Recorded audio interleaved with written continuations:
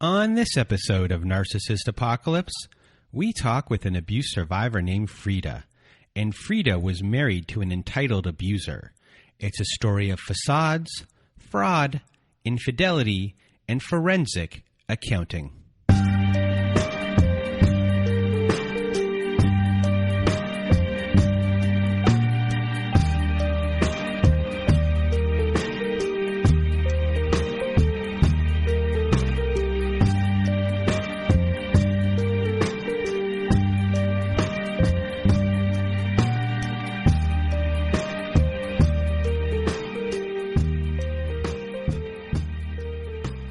Welcome to Narcissist Apocalypse, everyone. This is a podcast that gives a voice to survivors of domestic violence.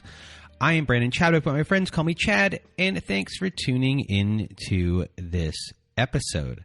So what is a narcissist, you may ask? Well, for the purposes of this podcast, we refer to a narcissist as anyone who has displayed a pattern of behavior that shows a limited capacity to appreciate others' perspectives. It is that simple. Now, if you want to be a guest on our show, please do go to our website at narcissistapocalypse.com. Top of the page says guest form. Click that button, and away we will go from there. And if you also go to our website at narcissistapocalypse.com, we now have a community support button at the top of the page, and that is for our very own safe social network. Our community members are on there posting in our forums. We have integrated Zoom support meetings every Wednesdays and Saturday nights. We have prompt workbooks for our episodes for you to dig deeper and gain more clarity into your relationships and life. You can create and run your own events, from meditations to closure ceremonies. Our community members are on there. They're all amazing, and they're here to support you when you need it. They're here to cheer you on when needed as well. So if you are just looking for some support, I guarantee you will feel less alone by coming to our support group, and you'll make new friends in the process. So join our community today at narcissistapocalypse.com, top of the page, community support button, and we will see you there. Another way to get support is to go to domesticshelters.org. So if you or someone you know are experiencing abuse, you are not alone. Domesticshelters.org offers an extensive library of articles and resources that can help you make sense of what you are experiencing. You can also connect with your local resources that include shelters and find ways to heal and move forward. So go to domesticshelters.org to access this free resource. So our sponsor this week is kin3.com, and kin3.com is a female empowerment jewelry company. They have sponsored our show before. They make beautiful jewelry. You will love it. And I know I have my friend's bat mitzvah. It just happened. I will be getting something from kin3.com. And I'm going to order up this week, so I'm just waiting for the address to be sent to me where it's actually going to be going so I can do it. So please do go to our sponsor at kin3.com, and you will not regret it. They make wonderful, beautiful jewelry, and they also are listeners to this show as well. And what else do I have here on my list? Domestic Violence Awareness Month is almost upon us. So we here at Narcissist Apocalypse will be doing a run for domestic violence. And it will be taking place on October 30th at 8 p.m. And that's when I will be doing my run. You can do your run anytime. So you can raise money for an agency that you like, a shelter that you like, maybe for someone that you know that is struggling and needs the help as well, that they're in a domestic violence situation and needs help getting out, needs any sort of monetary help, or if you're just doing it to raise awareness. So we are going to be using the hashtag #RunForDV. And for the next month, I will be doing on our TikTok little updates of my training here and there for me to get up to the 5-kilometer run. In the United States, it's a 3.1 mile run. And I need to get my legs back into shape to make it that far. I'm a decent runner, but we'll see what happens. I get injured a lot, so I have to get my stretching down. So if you want to watch those videos, you can follow us on TikTok. I'll leave that in there as well. And now to our show. Our show today is with Freda. And Freda, came from nothing and then found herself in this relationship with someone who was on the wealthier spectrum.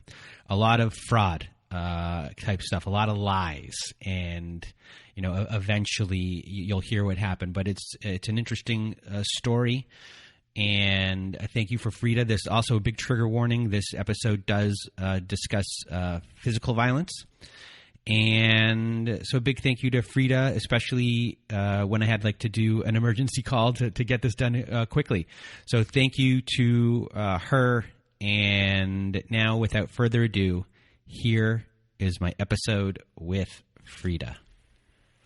Welcome to Narcissist Apocalypse, everyone. With me today, we have Freda. How are you? I'm good. How are you? I am doing well, and today we are going to hear your story.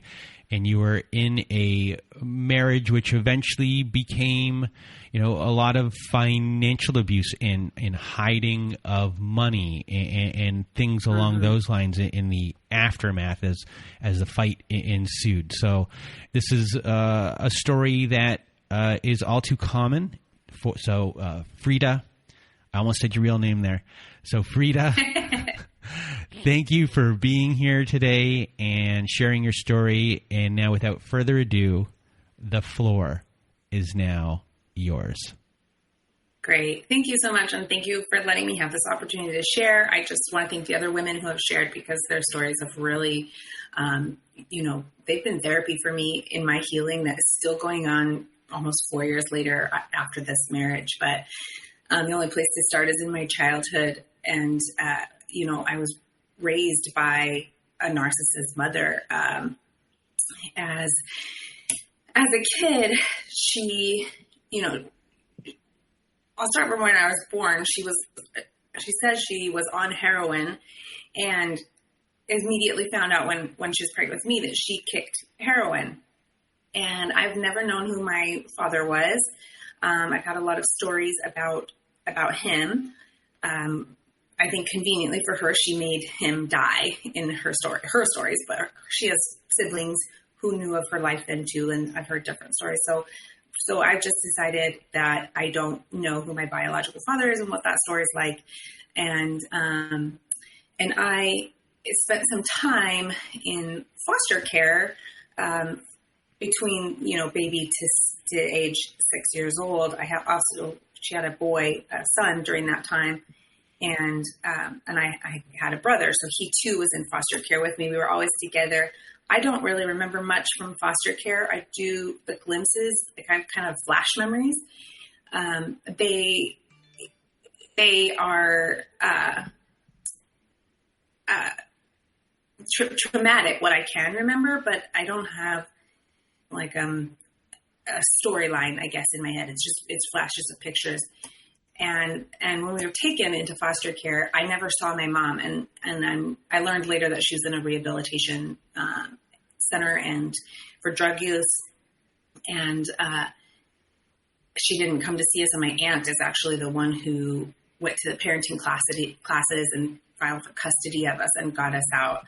And I didn't go back to my mom until I was 6 years old.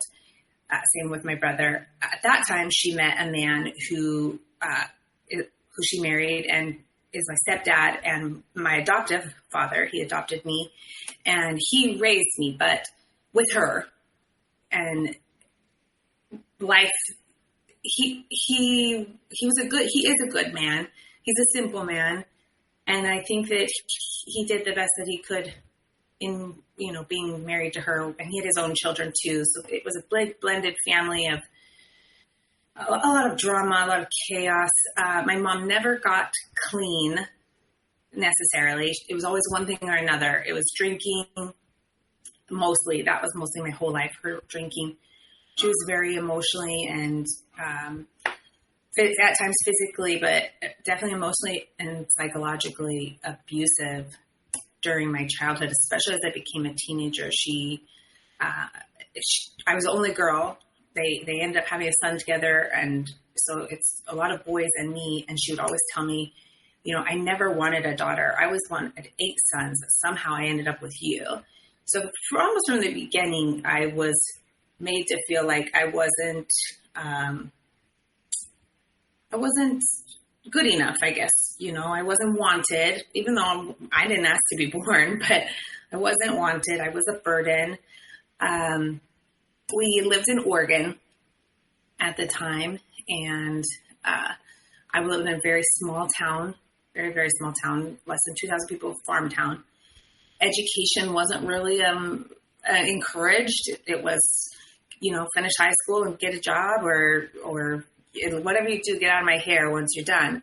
So immediately after high school, I moved. I have a question first. Oh, yeah, sorry. So what was your role amongst you and your siblings?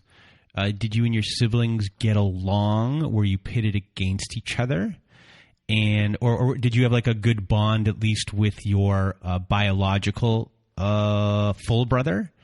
And was your mom someone, obviously she was always stating that she didn't want you. Did she see you as a competition? Was she always trying to one-up you in certain things?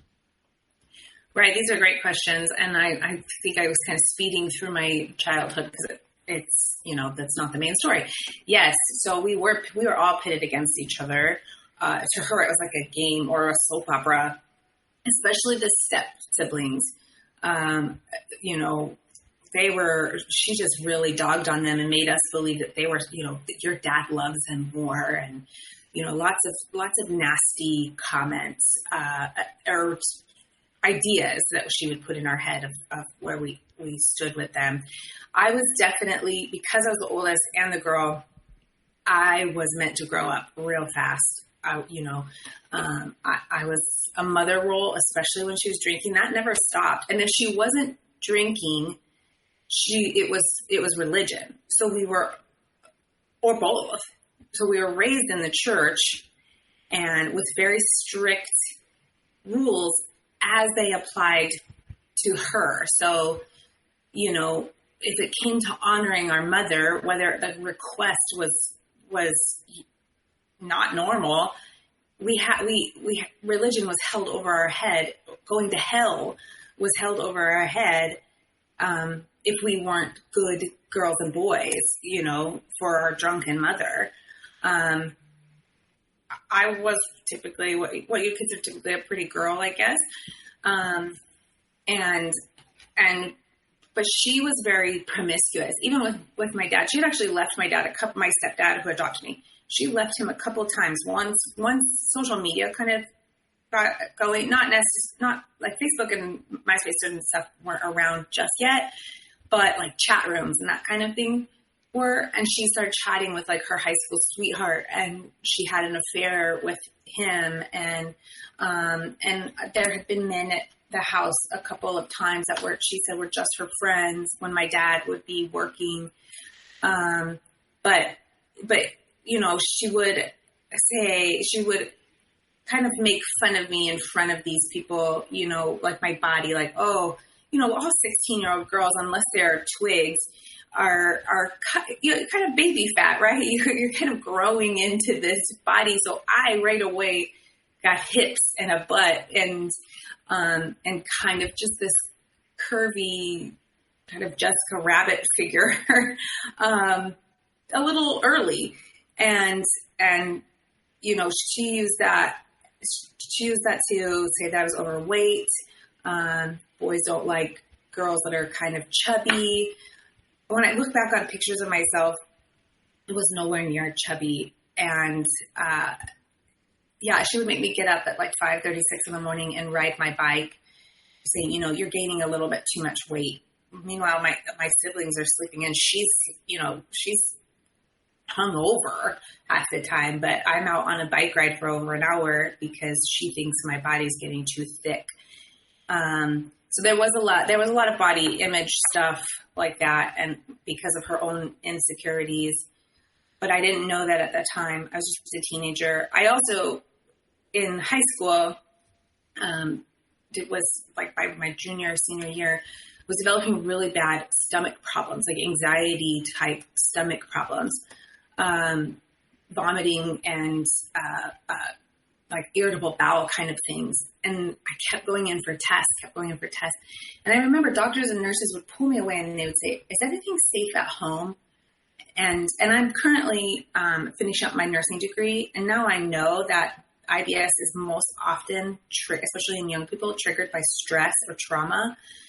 But I was so afraid to say that anything out of the norm was happening at home, that there was no way that I was gonna, she's the one who took me to the appointment. So even though they pulled me away, I knew she was sitting out in the lobby. There's no way I'm going to say, yeah, actually my mom is, she says cruel things to me. She hits me.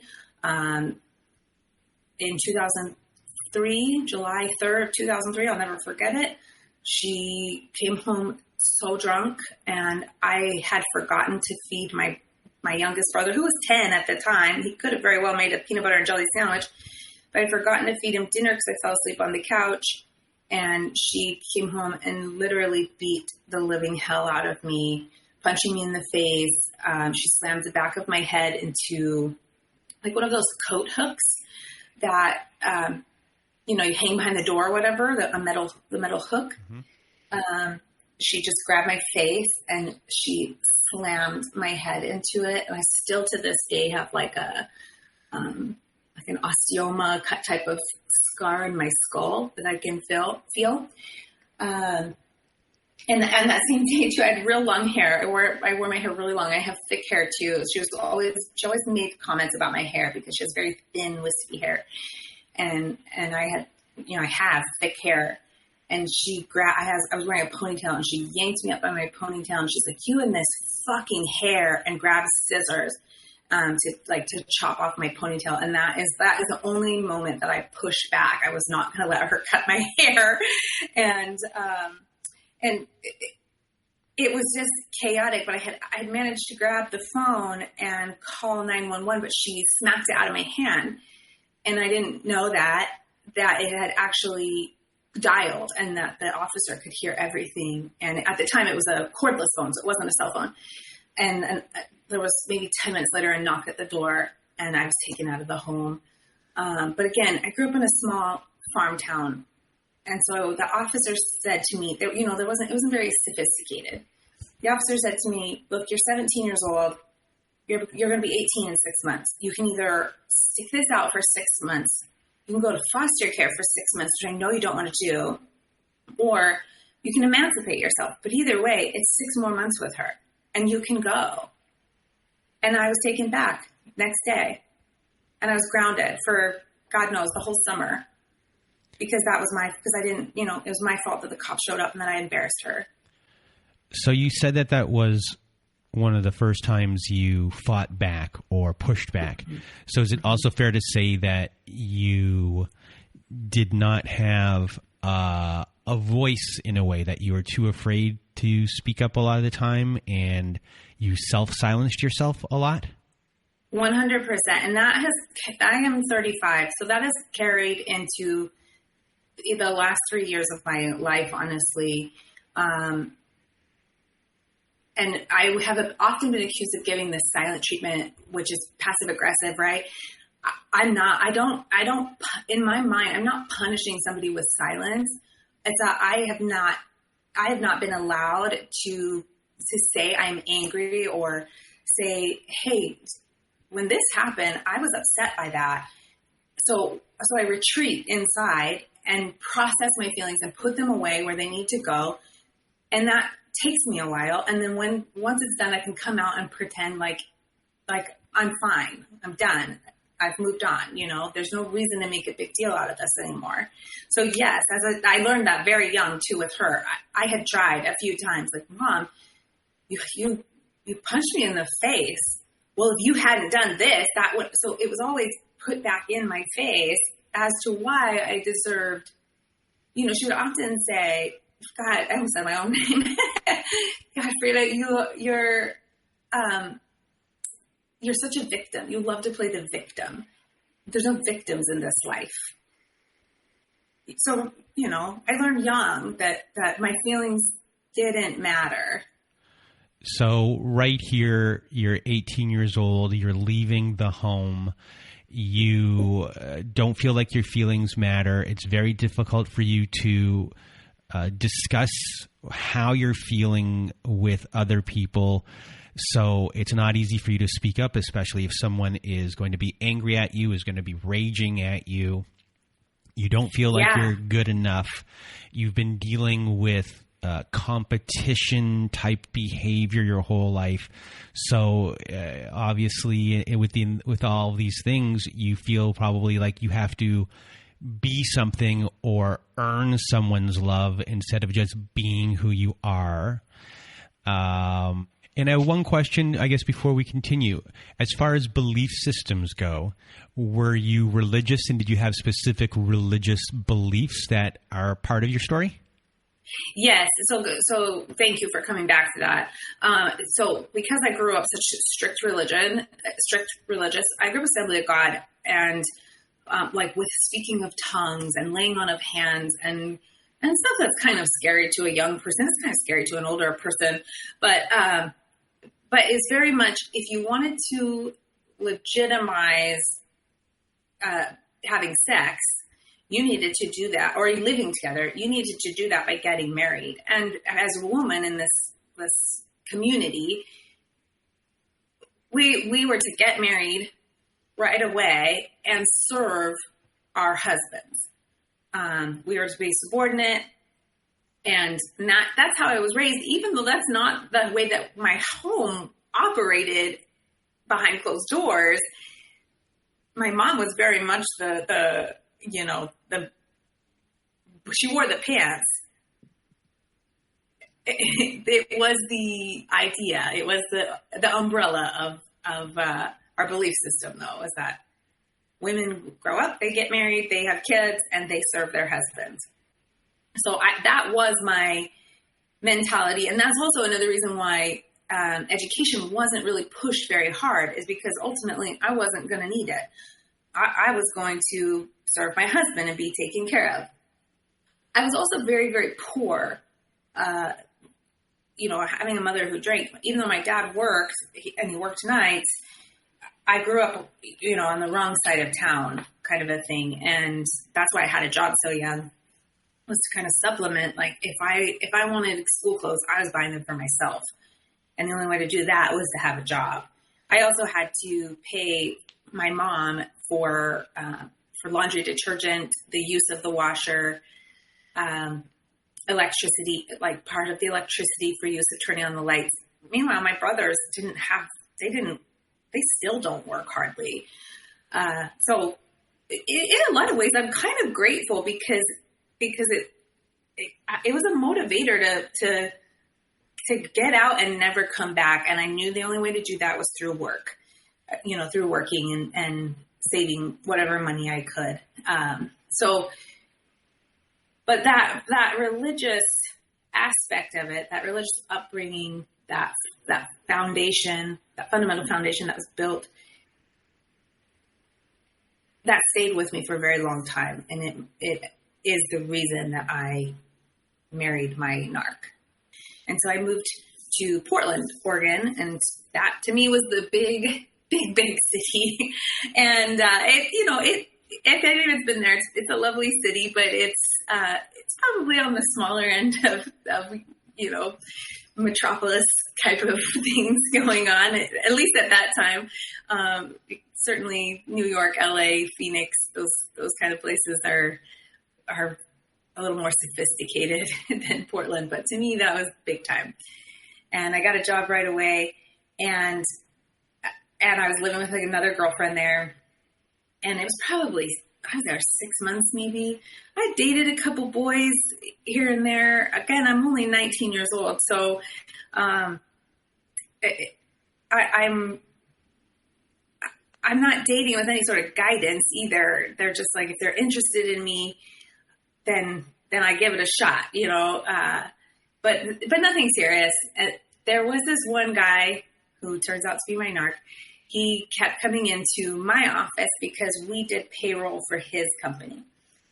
And so he would come and pick up the payroll every week. And we would talk and kind of flirt. And And I thought, I really like this guy. He's very personable. He's very charming. He's a salesperson, so of course he's charming and personable. And so he came in one week and he said, hey, I just want to let you know I'm getting a promotion next week. Somebody else will be coming or next week is my last week picking up payroll, and then a new person's going to come. And I thought, oh my gosh, is this going to be the last time I see him? I've got like this kind of crush on him. So he came in for his last time, and I just kind of worked up the courage and was like, hey, do you want to dinner sometime? And he was like, okay, sounds good. We planned to meet for dinner. We had our first date. There was nothing immediately kind of off-putting. He was, like I said, he was very charming. He was 5 years older than I am. And now looking back as a 35-year-old, and especially as a mother of daughters, I would not want my 19-year-olds dating a 24-year-old. There's just a huge maturity difference that, I don't know, maybe if they were 25 and 30 or 30 and 35, but at 19 years old, you don't know yourself. You shouldn't be dating a 24-year-old. Again, I was an adult. I could do whatever I wanted, but I was just too young to be seeing a 24-year-old at the time. So we got a couple more times, and I'm learning that he doesn't love bomb. I hear a lot of people talk about love bomb. He like lust bombs right away. Is flattering. You know, you're beautiful. You're very. I love your eyes. You're just a lot of compliments of my physical person, but doesn't really try and like know me, anything much about me. I'm the one doing a lot of question asking. You know, so he's from a very wealthy family. He had moved from Seattle. He had been in he had at the time told me he had done some time in the military, in the Air Force, and graduated from the University of Minnesota with a degree in social anthropology. This is what he's telling me at this time. And I have no reason to question any of it, because it's like, why would anybody make up their background? You know, again, at 19, I'm very naive, from a small town. And he's in the process of buying this really great condo close to downtown Portland with a view, and it's just striking. And he's taking me to really nice dinners and doing a lot of this lust bombing that I say. So I had never seen this kind of sophisticated lifestyle before. Again, I lived on a farm. That's a very simple life. And he's taking me to restaurants where there's a dress code, and I'm calling him saying, I don't even know what does that mean? What do I wear where there's a dress code? And almost immediately it's a power shift, because he never asks me, where do I want to go? Or what do I feel like having for dinner? Or, what kind of date do I feel like going on? He's just doing it. And I'm not protesting, because I don't have that kind of money to make a reservation. And that means that's going to be on me to pay for it, or I can't expect him to pay for it just because I made. So I just do whatever he says. Whatever he says goes. I just follow along. I'm very, very enamored by what I'm seeing, what I'm experiencing. So you're experiencing these things for the first time as far as this type of lifestyle. And it is, it's a big wow in a way. I can't believe like maybe I'm in this or going on, in the sense of this is stuff that you never thought you'd be involved in. You've been scratching tooth and nail to live your whole entire life. And at the same time, you are aware that you're not able to make decisions per se, and that the struggle for you is with this type of person. I'm going to assume, and tell me if I am wrong, because of what they are used to in their life, that if you want to do something that is maybe more low key, and if you were to make plans of any sort and do something lower key, that one, you couldn't afford it, and then two, he might see you as lesser than. Yeah, or unimpressive.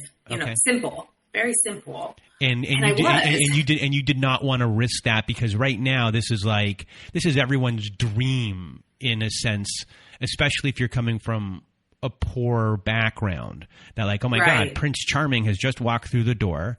He's done nothing wrong. He's only been fantastic toward me since I've met him. I'm the one that asked him out originally, so I don't, there's like, that's a big thing right there where you're the one that asked him out. So you're not thinking that whatever's going to happen is going to happen, because you were the initiator here as far as making the first move. So it's the furthest thing from your mind that this person is anything like your mom. 100%. And he's the first glimpse of stability I've ever seen, right? He's about to buy his house. He has this great job. He had a nice car. I was driving like a crappy Honda Civic with a dent in the door, so he has a lot of impressive things that somebody who's never had anything. Is he, like, when you tell him about your past, is he able to relate to you in any way? Does he give you, positive, not positive feedback, but does he give you the validation that you're looking for when he hears those things? At first, yes. At first. They were later weaponized against me, but at first, it was almost fuel to his fire, I think, of showing off, knowing that, I'm from a small, poor farm town, and I don't have a really solid family background, and Portland's a big city to me.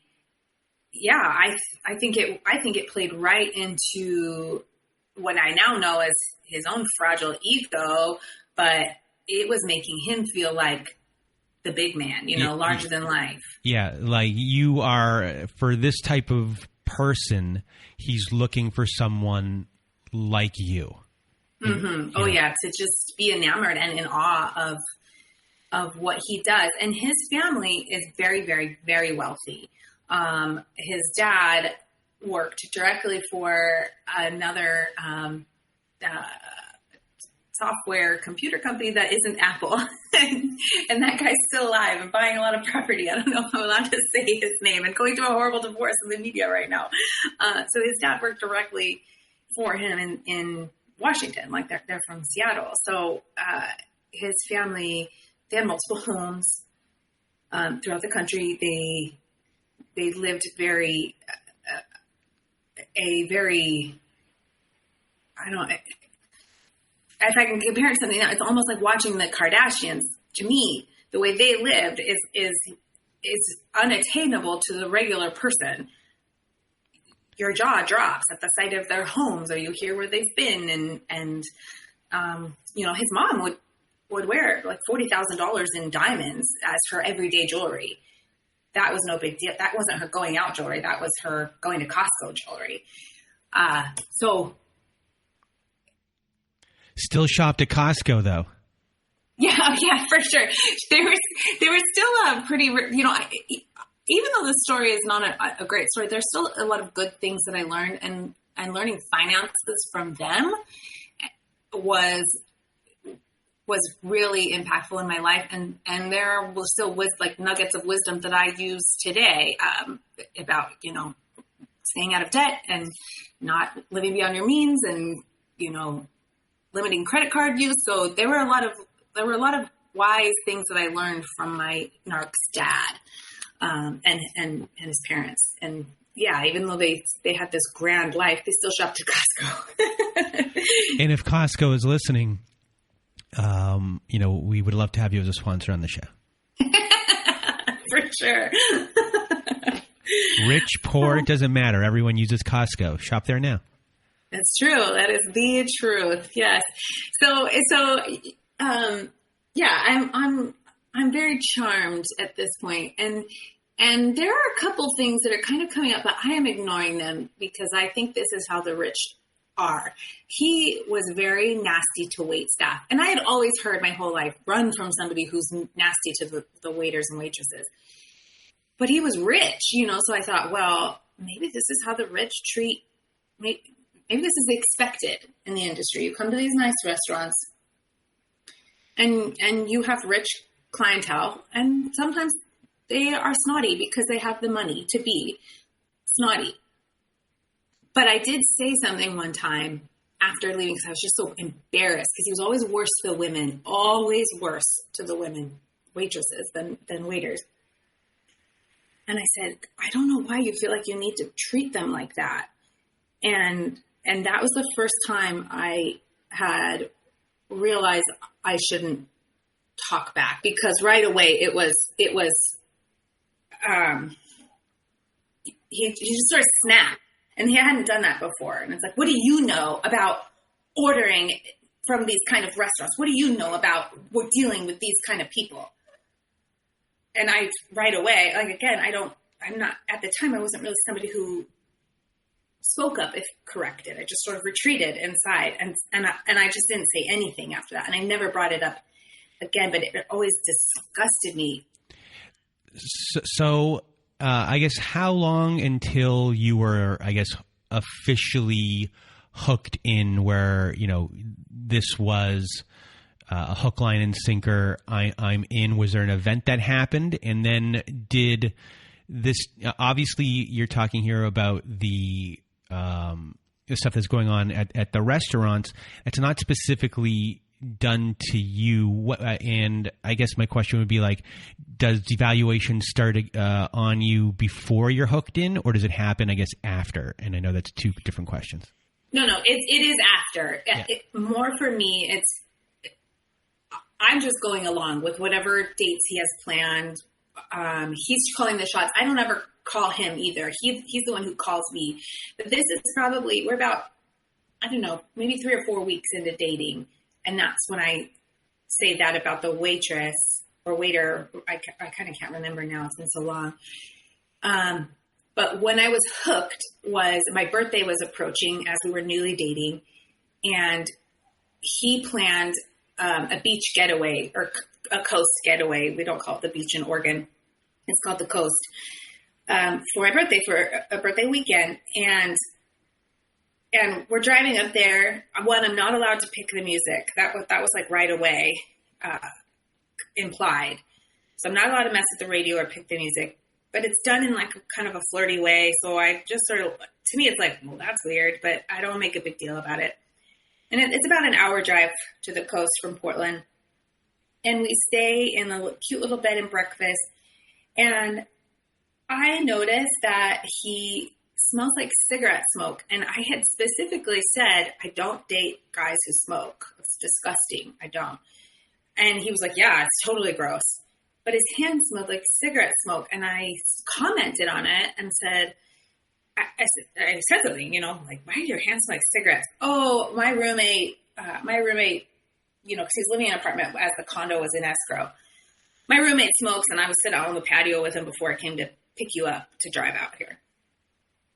And I thought, so that's kind of the first, to me, that's the first, like, significant memory of, like, little lies and deceits. Because he did smoke. I caught him smoking. I had driven by him, a few weeks later. We had passed each other on the road, and he had his hand out the window with a cigarette. And I learned that he smoked, but I didn't make a big deal out of it because he was still hiding it from me. And I was like, well, at least if I don't have to know about it, I'll make an exception for this. But we do the beach weekend, and that's when I'm like in.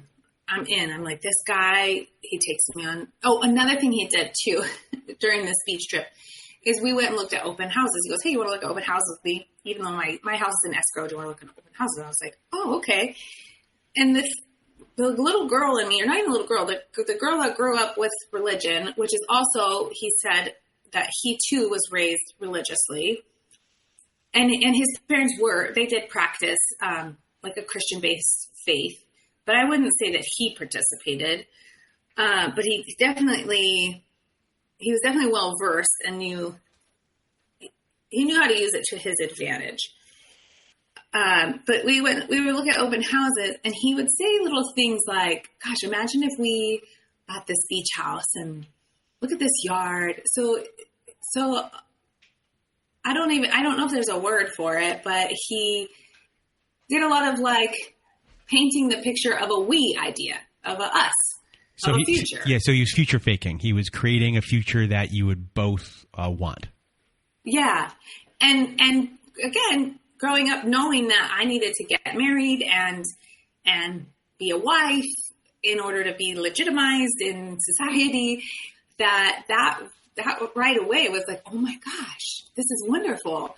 So we do that. We come home from the date, and then he ghosts me. He just radio silence on the phone. I don't hear. He dropped off my house, and I don't hear from him. I don't hear from him for like 2 weeks. And I think, oh my gosh, what happened? And now I'm kind of like 19-year-old girl, frantic and flustered, and sending text messages and leaving messages like, hey, what? Is everything okay? Did you end up in the hospital and you haven't been it? Like trying to make a joke of it. And then I hear from him, and there's kind of no good explanation. He's just like, sorry, I got busy. And he goes, I've been packing up my house. I'm getting ready to move into my condo. Oh, okay, well that's legit. I was like, you could have sent a text. And he goes, I also think that I need like me time Mondays. I was like, me time Monday? And he's like, yeah. So Mondays you don't get to contact me, and we don't see each other on Monday nights. You can call me Tuesday. So Tuesday morning hits. That's fine. But not on Mondays. It's me time Monday.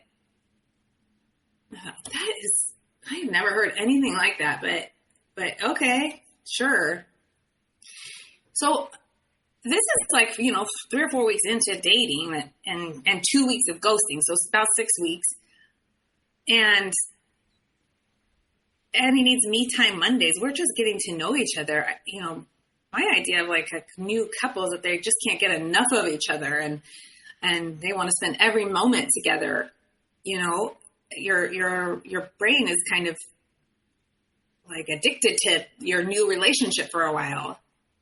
But he wanted time off, or he wanted space on Mondays. Another thing is he was a big time pot smoker. This too, I did not know. And I was anti-drugs, like all of them. Oh, sorry. Just before we get to the pot smoking, I just want to point out here that, that you had the whirlwind first 4 weeks. You've been sucked in here pretty hard.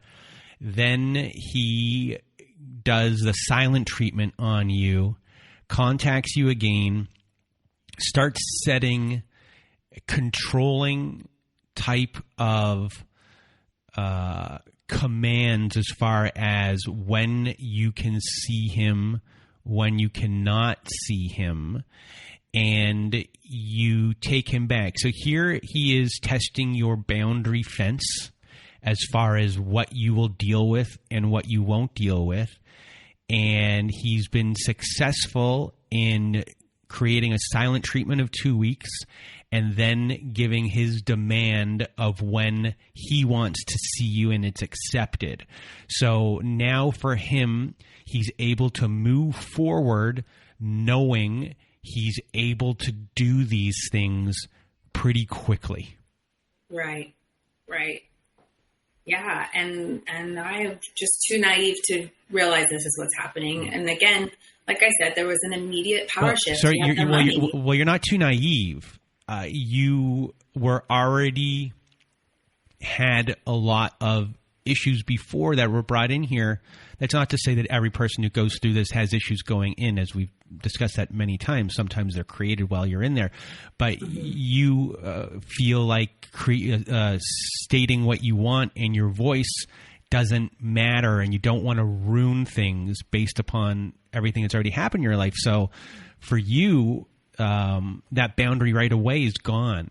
And it was a lot easier for him because he's looking for someone like you. Right. And I was a sitting duck, 100%. And also, another thing is, I was new to Portland. Like I said, I was subletting a room, that a woman was renting out of a large house. So I said I'd moved there with my girlfriend. By this time, I had moved into a room. I started subletting a room. So I'm living on my own, and I know my girlfriend that lives there, and then I know him, and then my coworker. So I don't have a social network there. I don't have girlfriends that I can call and get together for. I don't have anything distracting me from from this relationship. It is the highlight of my life. I go to work, I come home, and I date him. And when I do go on dates with him, they're great dates. So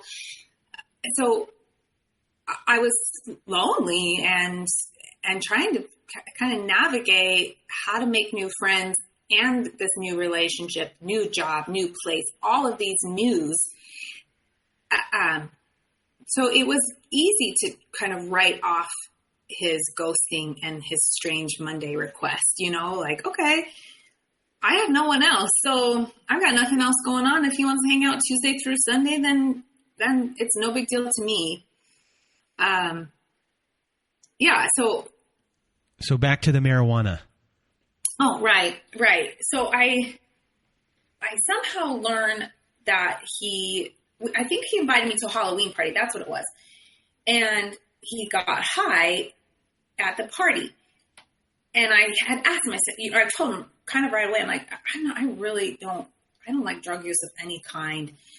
And he's like, it's not a big deal. It's just like we're at a party. And I was like, okay, if it's social, then, I guess I could be a little more flexible to that. But, I was raised by a drunk and a drug addict. I'm like a no drugs policy person. And he's like, I think you're just being sensitive about that. Like, it's just a party thing. I was like, okay, that's fine. I don't really like to take shots, but I'll take shots at a party kind of idea. That's like how I rationalized it in my head. But it turned out that it was a daily thing, an everyday thing. But that was revealed only slowly to me over time. First it was, I've got a bad headache after work, and tomorrow's a big meeting, so I need to sleep really well tonight. New excuses just kept coming and coming until I realized it's a habit. It's you wake and bake. This is your lifestyle, to be stoned all the time. But by then this is over a period of weeks, months, and whatnot. So I just have rationalized it away. So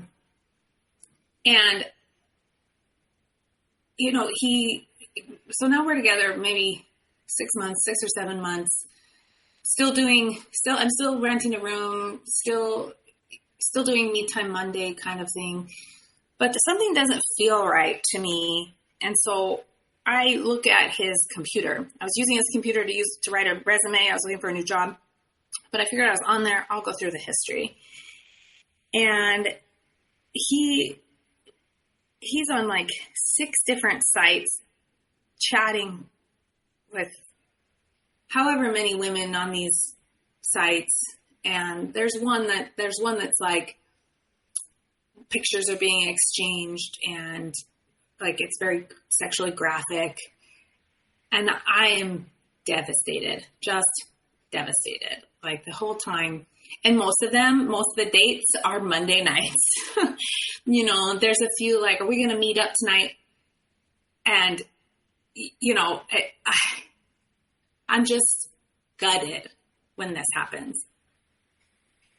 And right away, I just say, I can't be with you. I don't want to be with you. You've been cheating on me. And he's like, it's not cheating. We're casually seeing each other. It's not cheating. And I was like, this is cheating. I've been committed to you. Like, I thought we were a couple. he also hasn't said I love you. You know, it's been 6 or 7 months. He hasn't said I love you, and I haven't said it either. I'm under the idea that women don't say it at first, men say it first, but he's never told me that.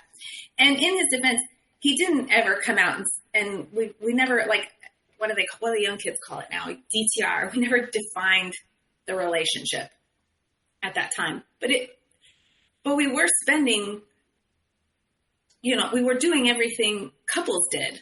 We were going on dates and we were seeing each other a few times a week, and we were doing overnights at his by this time, he's moved into his condo. So, you know, we're staying overnight in his condo, and we're going on weekend trips. And so he's passing it off to you at this point that, oh, I thought we were in a casual relationship of 7 months. Yeah. And I think to myself, well, how can I argue with that? We haven't made any sort of acknowledgement out loud of commitment. Well, I do break it off. I break it off for 3 months. And then I get a call from him randomly. So like I said, I was subletting a room, but I'm an animal person. And growing up on a farm, I had tons of animals. So, you know, anytime we would be out and I'd see a puppy or a dog or whatever, I'd swoon over this, you know, cute bundle of puppy. So he calls me and he says, I got something to show you. And I was like, I haven't heard from you in 3 months. Like, what? But I still, you know, my heart was still broken. So when he did call, and another thing, I do want to point out, he didn't call or text that whole time. He didn't apologize. He didn't ask me back. He didn't say anything. It was radio silence for that 3 months. And it was killing, that too was killing me. Like, he doesn't even care. He's not even calling to apologize. He's not even calling to explain himself. Like, what? You know, what? But I was really young. Now I know, like, God, let him go. Let him, bye, see ya. But then it was like, you kind of want a little drama, I think, when you're 19 years old. Well, for you, you've been used to drama your whole life. So this is normal to you. And chaos is a normal thing. It doesn't scare a person away like it would. It doesn't scare someone who's never been in this type of stuff before. For someone like that, they would probably run away. But for people who are used to all of this type of stuff, it doesn't phase you. For the most part, it doesn't phase you. It doesn't. It really doesn't. Yeah, that's true. But at the end, or like, you know, so around Christmas, that would be like near the end of the 3 months at this time. I do get a call from him saying, I have something to show you. And I was like, oh, okay. And so I have to work this week, but, you know, maybe we'll find time to get together. And he shows up at my work with the puppy. And it's not just any puppy. It's a Shiba Inu. It's an exotic, expensive designer puppy. It's not. He didn't go to the pound for this dog. He bought it from a breeder. It had papers. It was several $1,000s. You know, again, like a grand gesture to impress me with. And he shows up at my work, and I am instantly hooked. You know, oh my gosh, this dog is so cute. And he's like, it's our dog. Like, I want us to be responsible for this dog together. And I say, okay, you know, no second thoughts. Oh, okay. I'm not even asking, I'm not even confirming. So does this mean we're back together? In my head, it solidifies. We're back together. We're committed. He does want me. Who gets a puppy with somebody that you don't want a future with? It's like a practice kit. You know, all these rationalizations in my mind. And at this point, you know, you now have a shared responsibility. You are a team. And that now is the official commitment that you're looking for. And you forgive everything that has happened in the past. And it's like you start brand new here? Somewhat. So I say, you know, the puppy... I'm already in. I'm already committed. So we do kind of start back on track, but I find again, you know, and he's behaving. He's behaving in the relationship, I guess, you know, and it's seeming like he's becoming more committed. He's calling me regularly. He's calling me at work on my lunch just to say hello. And he's doing a lot of like charming things that are, my guard is coming back down. And I have said in this time, like, you know, how come I haven't met your parents? How come we haven't met each other's parents? Oh, you don't want to meet my family. You don't want to meet them. They're so judgy. You're not, you know, they're not going to like you, and it's not anything that you've done. They're just like this. They're nasty. My mom is an awful person. You know, so he talked a lot of crap about his mom. Again, something that I should know, that men who aren't good to their mamas are not going to be good to you. But I just, the way he paints him as if he's this troubled, or he's the black sheep, and they worship his sister, and his mom is the leader of that system. And so I don't meet them for a while, but I'm starting to like, again, I'm starting to red flags again. And I check the computer again too. I'm like, well, God, he's lying again, you know, or he not lying. He's just like coming up with stories again. You know, there's excuses for why we don't progress. And again, he's talking to women, and he doesn't said, I love you. This still hasn't been exchanged. And I sitting there crying in his room when he comes in. I'm like, you're talking to girls again. Am I not enough for you? I don't, and right away, no, you're beautiful. You're the most beautiful girl I've seen. I'm so stupid. I said, you know, what are we doing? You don't even tell me that you love me. So we have a dog, but we don't even say I love you. Like, you've never said that. He goes, well, you won't let me love you. I said, what? He goes, yeah, I want to help you, but you don't even let me help you.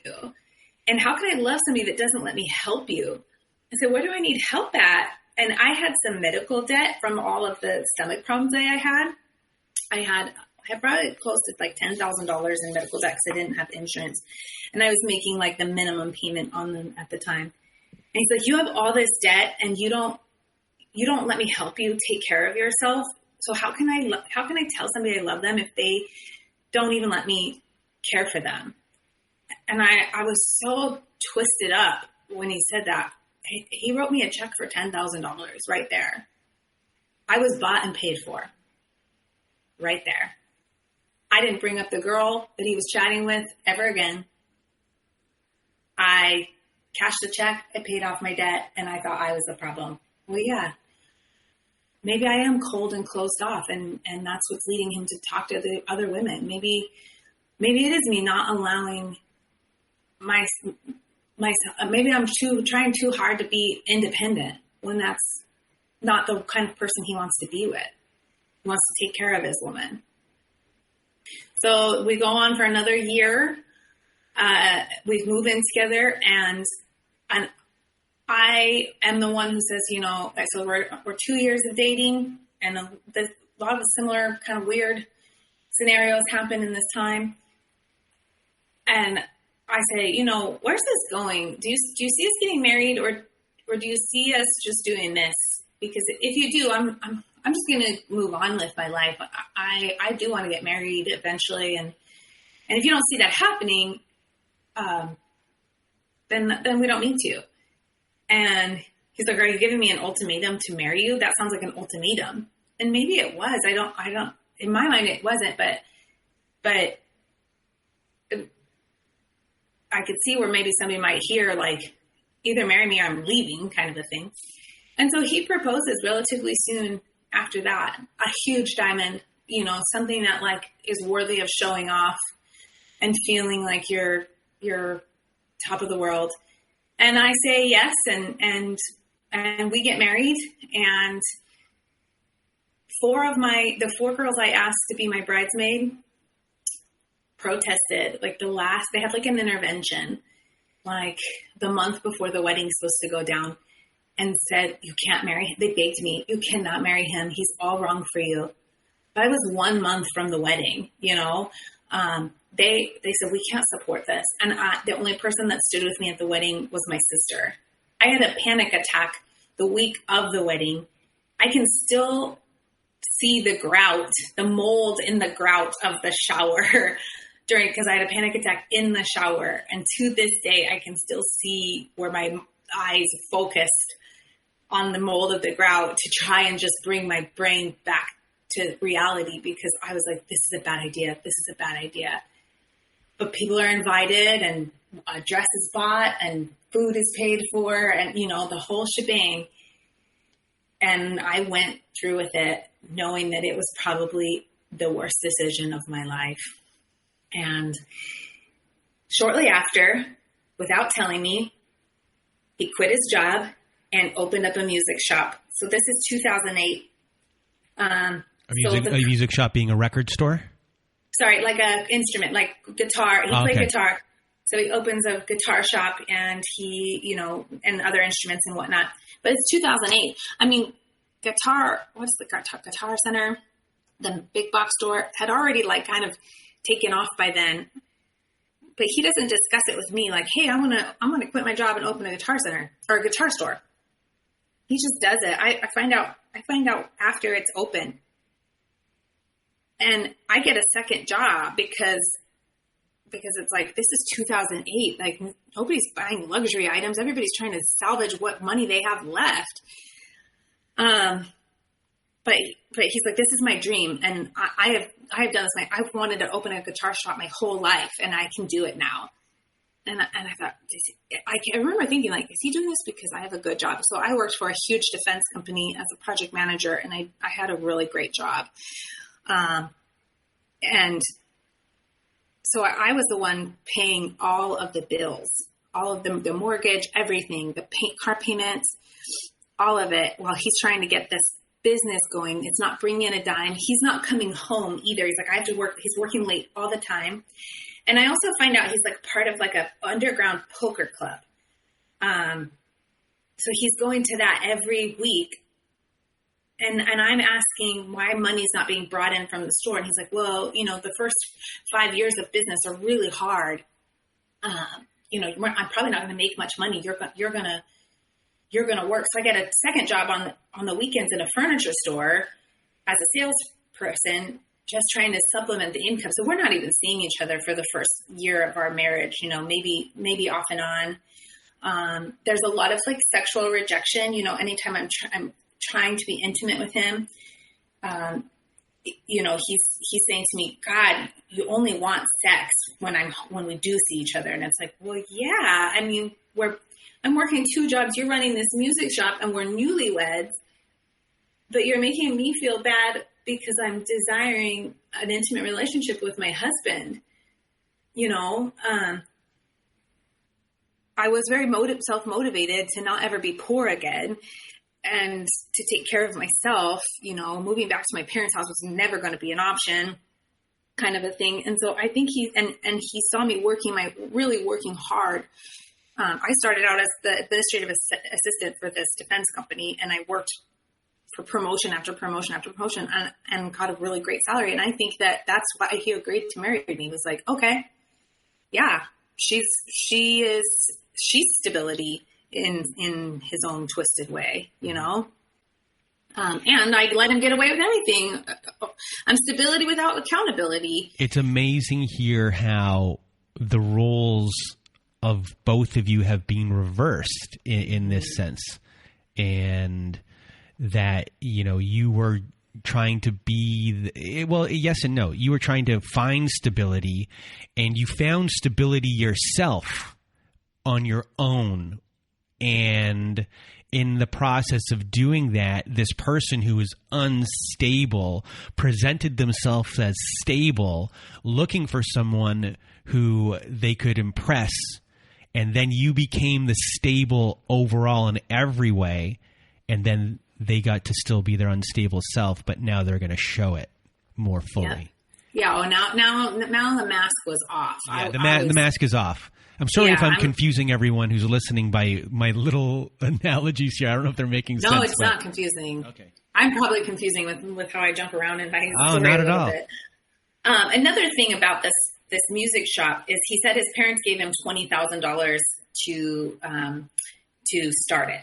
So he said that both he and his sister got $20,000 and they could use it either for a wedding or for whatever they wanted. So at the time, this money was gifted during this time we're getting married, but he uses it to start the shop. So again, this is probably why he didn't tell me that he was opening the music shop. He didn't want to tell me about the money. Anyway, so I'm working and I'm paying the mortgage, and we're about a year. So from 2008 to 2009, we're about a year in our marriage. And there are times in this I kept thinking, I could leave now.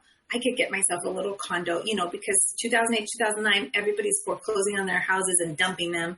And I have a little nest egg, and I'm thinking to myself, this is like my opportunity to start my own thing if I wanted to. But the religious upbringing that I had, it said, no, when you're married, you're committed, you're in, there's no divorce. And so that was always like a nagging little voice in the back of my head. But one night I'm home and there's a knock at the door and I don't recognize who it is. So I don't go downstairs, and my dog is barking. And I thought, I'm just going to let him bark. And my narc is at the music shop or wherever he's at.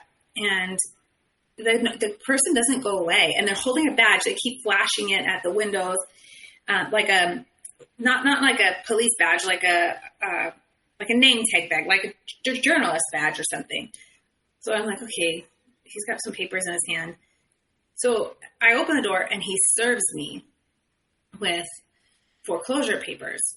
And he says, your house is about to be foreclosed on. And I'll never forget the date. February 24th, 2009. I said, what? I've been paying the mortgage. And I ran upstairs, and at the time, I don't know about younger listeners, but all the carbon copies on the back of checks, I had them all. I said, here's proof. I've been paying the mortgage. And so he opens up the thing and he goes, no, there's a $50,000 lien against the house that's delinquent. And I was so confused. And he goes, and your property taxes haven't been paid in the last 4 or 5 months or whatnot. So, for the last term, they're paid you pay them twice a year. So they weren't paid on the last payment time. You pay your property, you get your annual property tax and you pay it in halves. So I thought, that's crazy. I said that I wrote him a check for the property taxes. So I'm really confused. I'm really, really confused at this time. I'm not thinking, I'm thinking there's a clerical error. I'm not thinking that there's any sort of deceit going on. Because I have proof in my accounts that I'm making payments on everything. And he comes home and I say that this happened. Oh, and that's when he confesses that he took out a $50,000 loan against the house for the business. And in Oregon, you only need one signature, or at least at the time, you didn't have to have both signatures. And technically the house is still under his name, so I don't know that it mattered if my signature was on it or not. And I said, what? He goes, oh, I've got in a little trouble with the shop and I needed money fast. I couldn't pay my vendors. I said, well, what about this loan? This hasn't been paid. And he's like, well, we can just start making the minimum payments on it. I said, well, I'm already paying everything. I'm already working a second job. I said, you need to call your dad. You need to ask for some money. And his face lost color. He's like, I can't do that. And I said, the house is going for auction February 24th. And this is right after Christmas. This is the beginning of 2009. I said, we have nothing to pay this. And they're going to auction the house and we're on the street. And he said, fine, I'll call him. And he calls his dad, and his dad gives us a loan with a payment plus interest on it.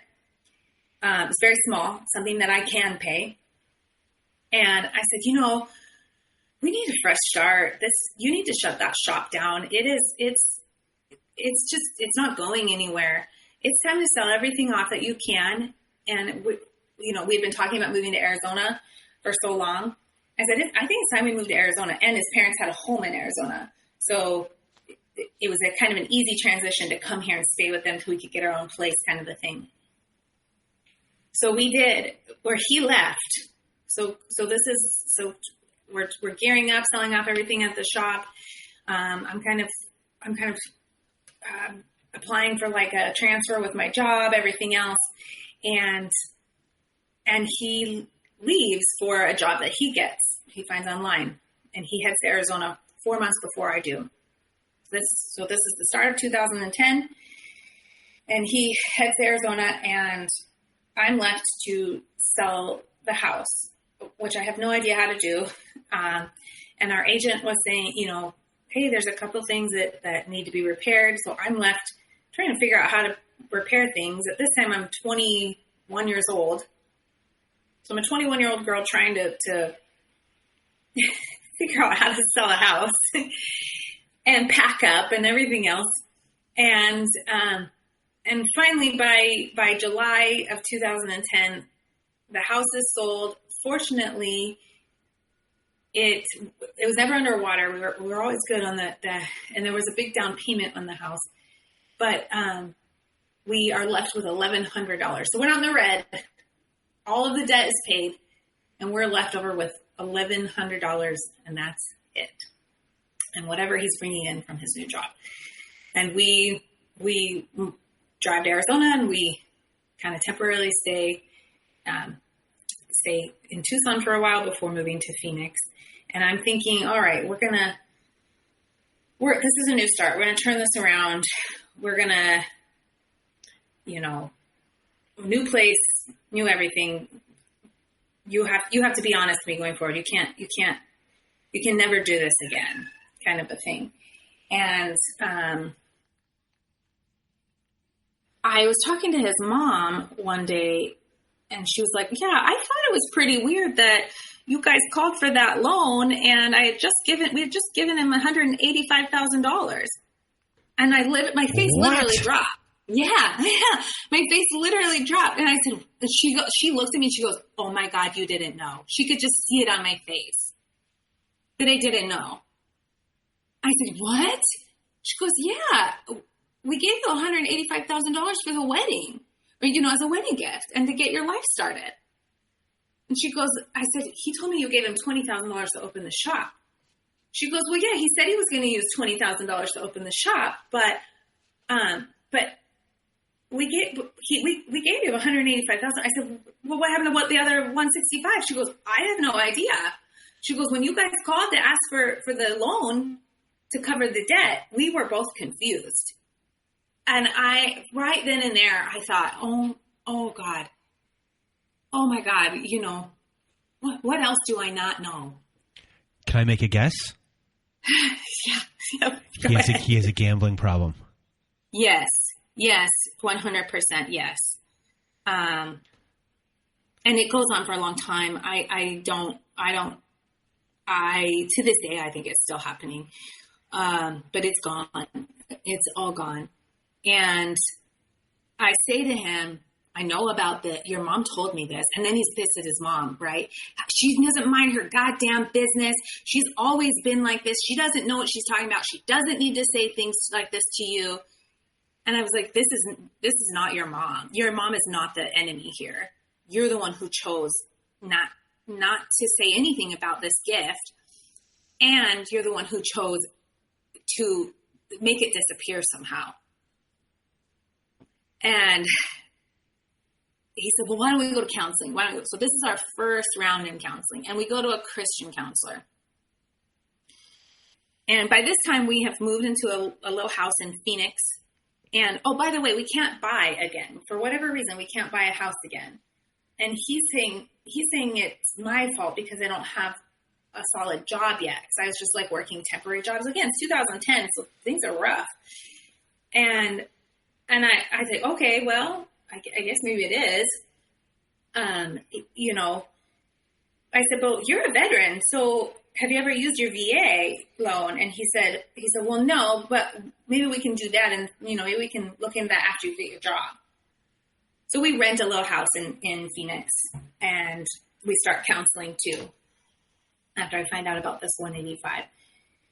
And we're going through counseling, and I'm bringing up all this stuff, and he's got an excuse for all of it. And it's a Christian counselor, and not to rag on Christians. I'm sure there's a lot of women that listen that their faith is what's getting them through these things too.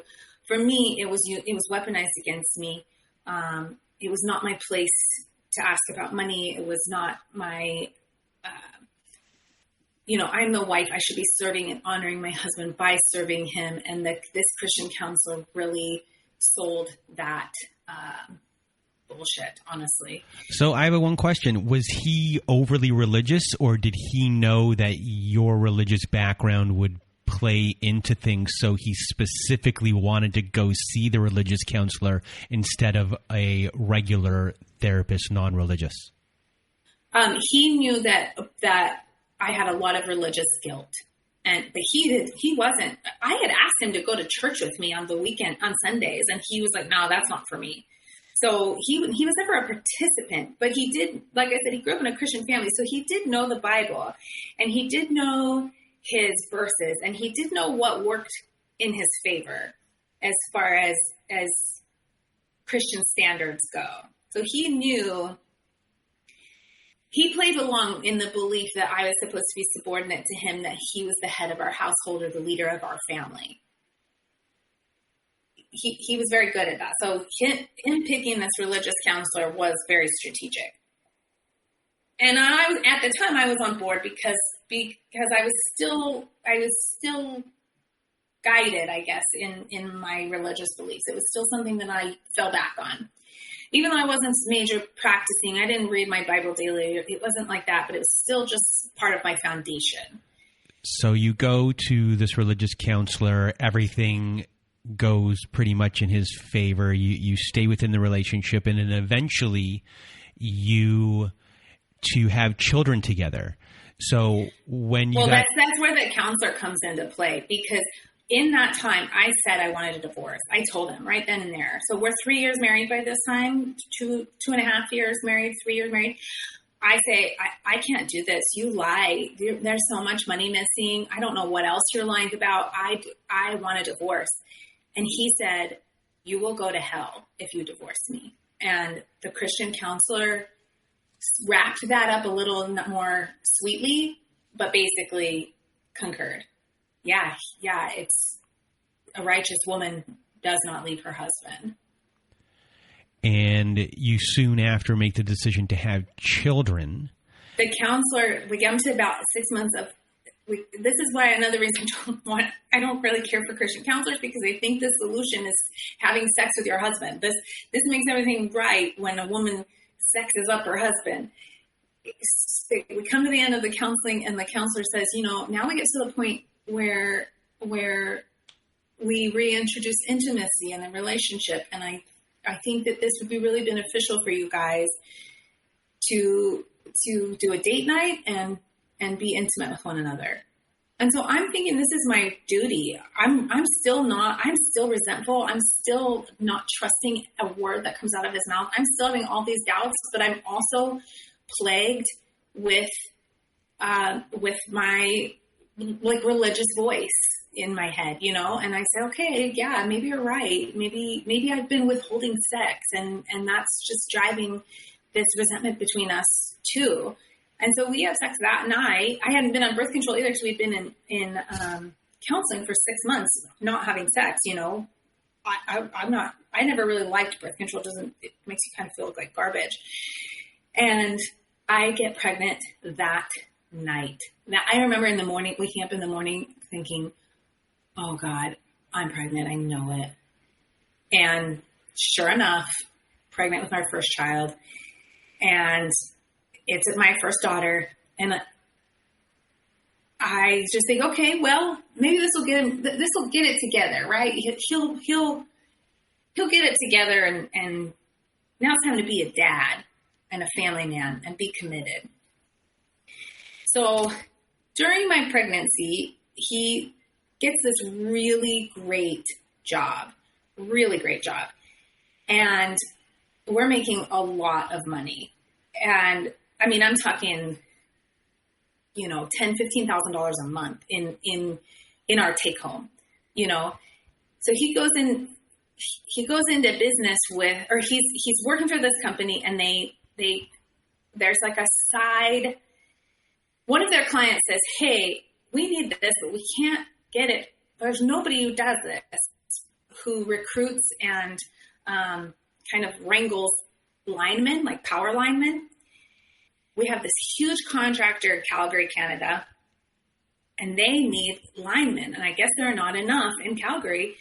But if you have them in the States and we could contract them here, there's so much infrastructure being built in Calgary. And so he and his coworker say, let's do this, but let's make our own lineman business. Let's leave this company and start our own lineman company.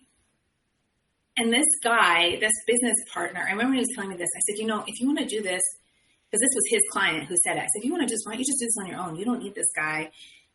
Something about him rubs me the wrong way. Why don't you just do this on your own? And he was like, you don't know anything about business. You raise our baby. I'm going to do this.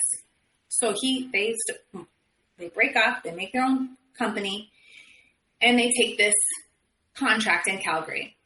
The Calgary contract required him to be in Calgary 1 week a month, every month. Sometimes he would fly, sometimes he would drive. And at this time, we're making so much money that I don't even have to work during my pregnancy. So he says, you quit your job, you know, you be a stay-at-home wife and enjoy your pregnancy. So this job is going on. I'm used to him being gone 1 week a month, every month in Canada. Our savings, we have so much cash in our savings that I keep saying, why aren't we buying a house? Like, why are we staying in this dumpy rental? Like, why aren't we buying a house? I said, let's do the VA. It's 0% down. And then we have all this cash. We could basically pay for a house in cash. No. I'll have to look into it. Right now, I'm too busy with this Calgary contract. And I'm about 8 months pregnant, so pretty big. And this was my first pregnancy, so I really enjoyed it. I'm in this car and I open the console. I'm looking for gum or something stupid. And I find Viagra, like a Canadian prescription of Viagra in the console. And I was like, what the hell is this? And he kind of just, without missing a beat, he didn't stagger. It didn't seem like I caught him in a lie or anything. He goes, you've just gotten so big, I've needed the help. And I didn't question it any further. I was just embarrassed. I was mortified. Like, oh my God, am I really that big? You know, I'm having a baby. Of course I'm that big. I'm having your baby.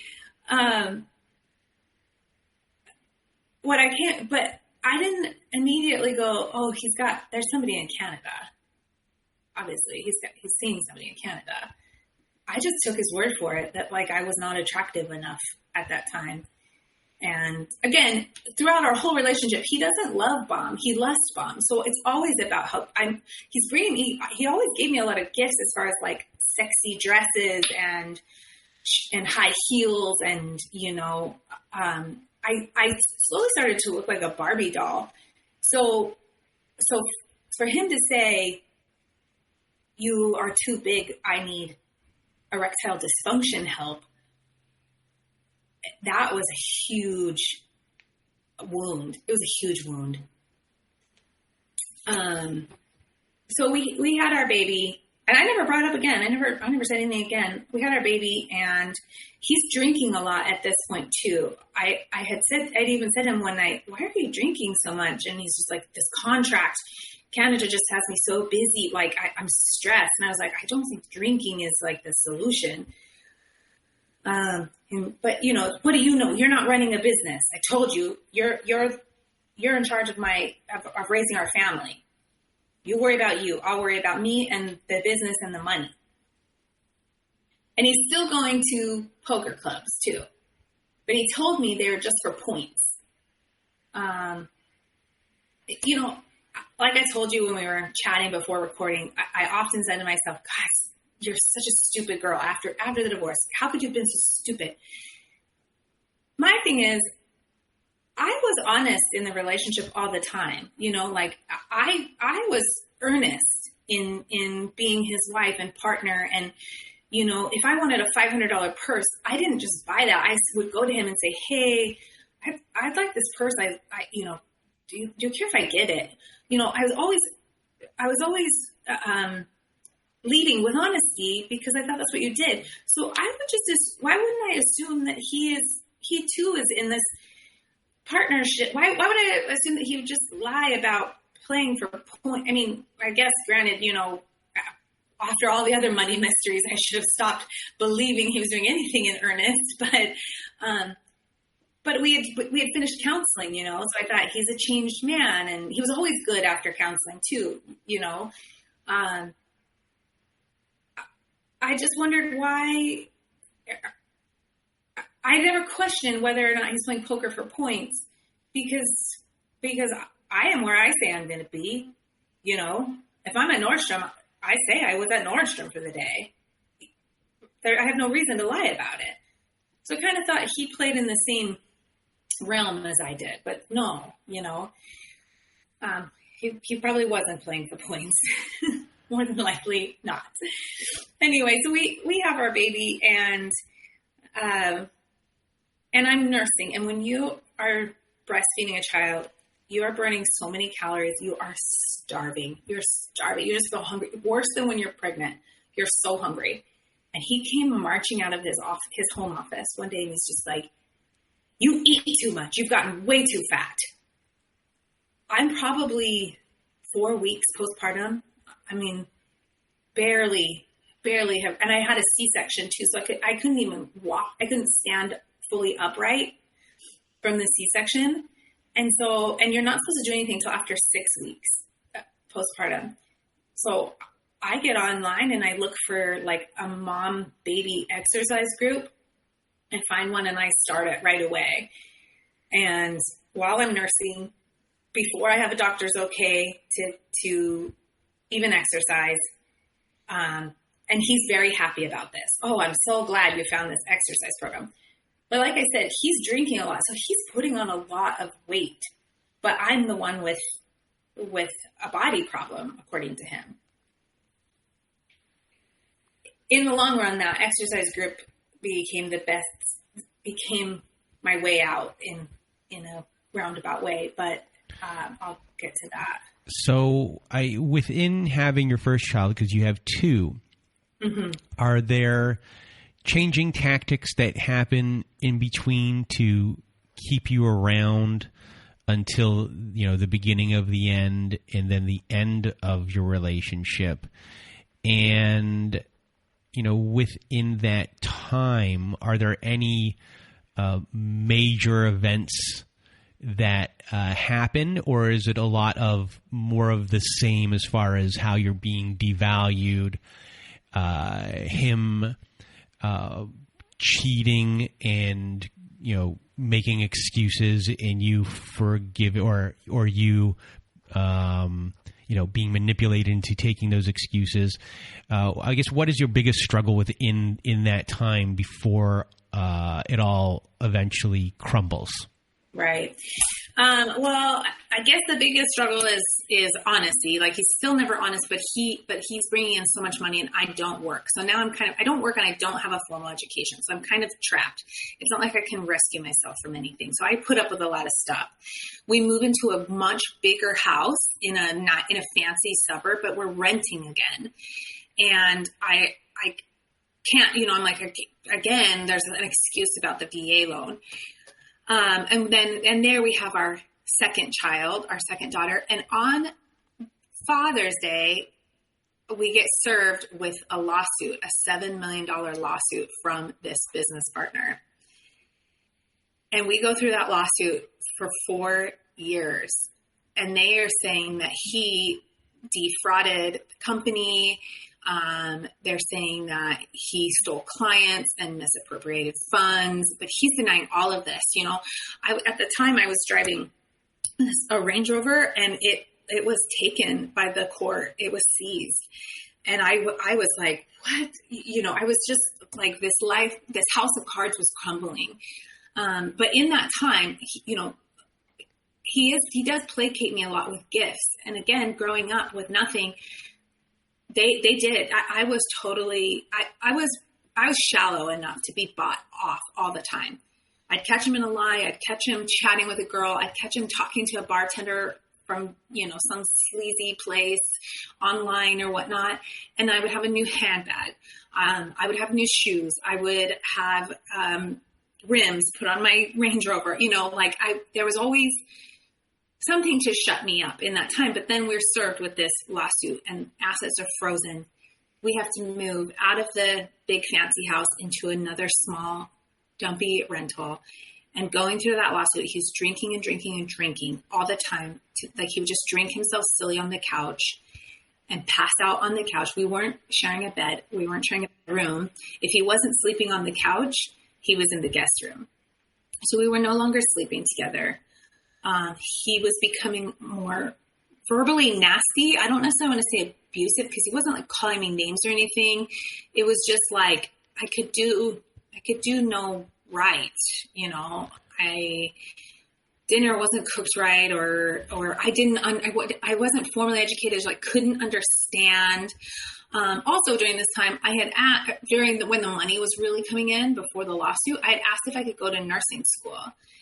And I've been saying it for a long time, like, I would really love to go to nursing school. And he was like, I don't think that you would fare well with a formal education. I don't think you're going to like college. You don't seem like the type that could handle college. So I had this idea that I wasn't smart enough. Even though I had a 4.0 in high school, I don't know why I let him make me believe this, but because I didn't grasp the ins and outs of the lawsuit and the money and the contract in Canada, that somehow made me exempt from knowing anything that was happening. Even though my name was in the lawsuit, I'm named in the lawsuit because this is Arizona, and if one spouse owns a business, the other spouse's name is on it. So before the lawsuit has even gone on here or been brought up to you guys, you, at that point, he'd gotten his life back on track in a way.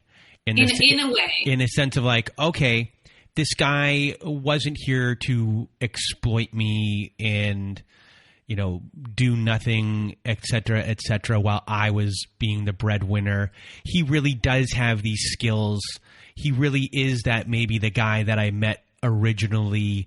He is a go-getter, but now you find out that he is a go-getter, but he's just not always on the up and up on whatever he is doing here.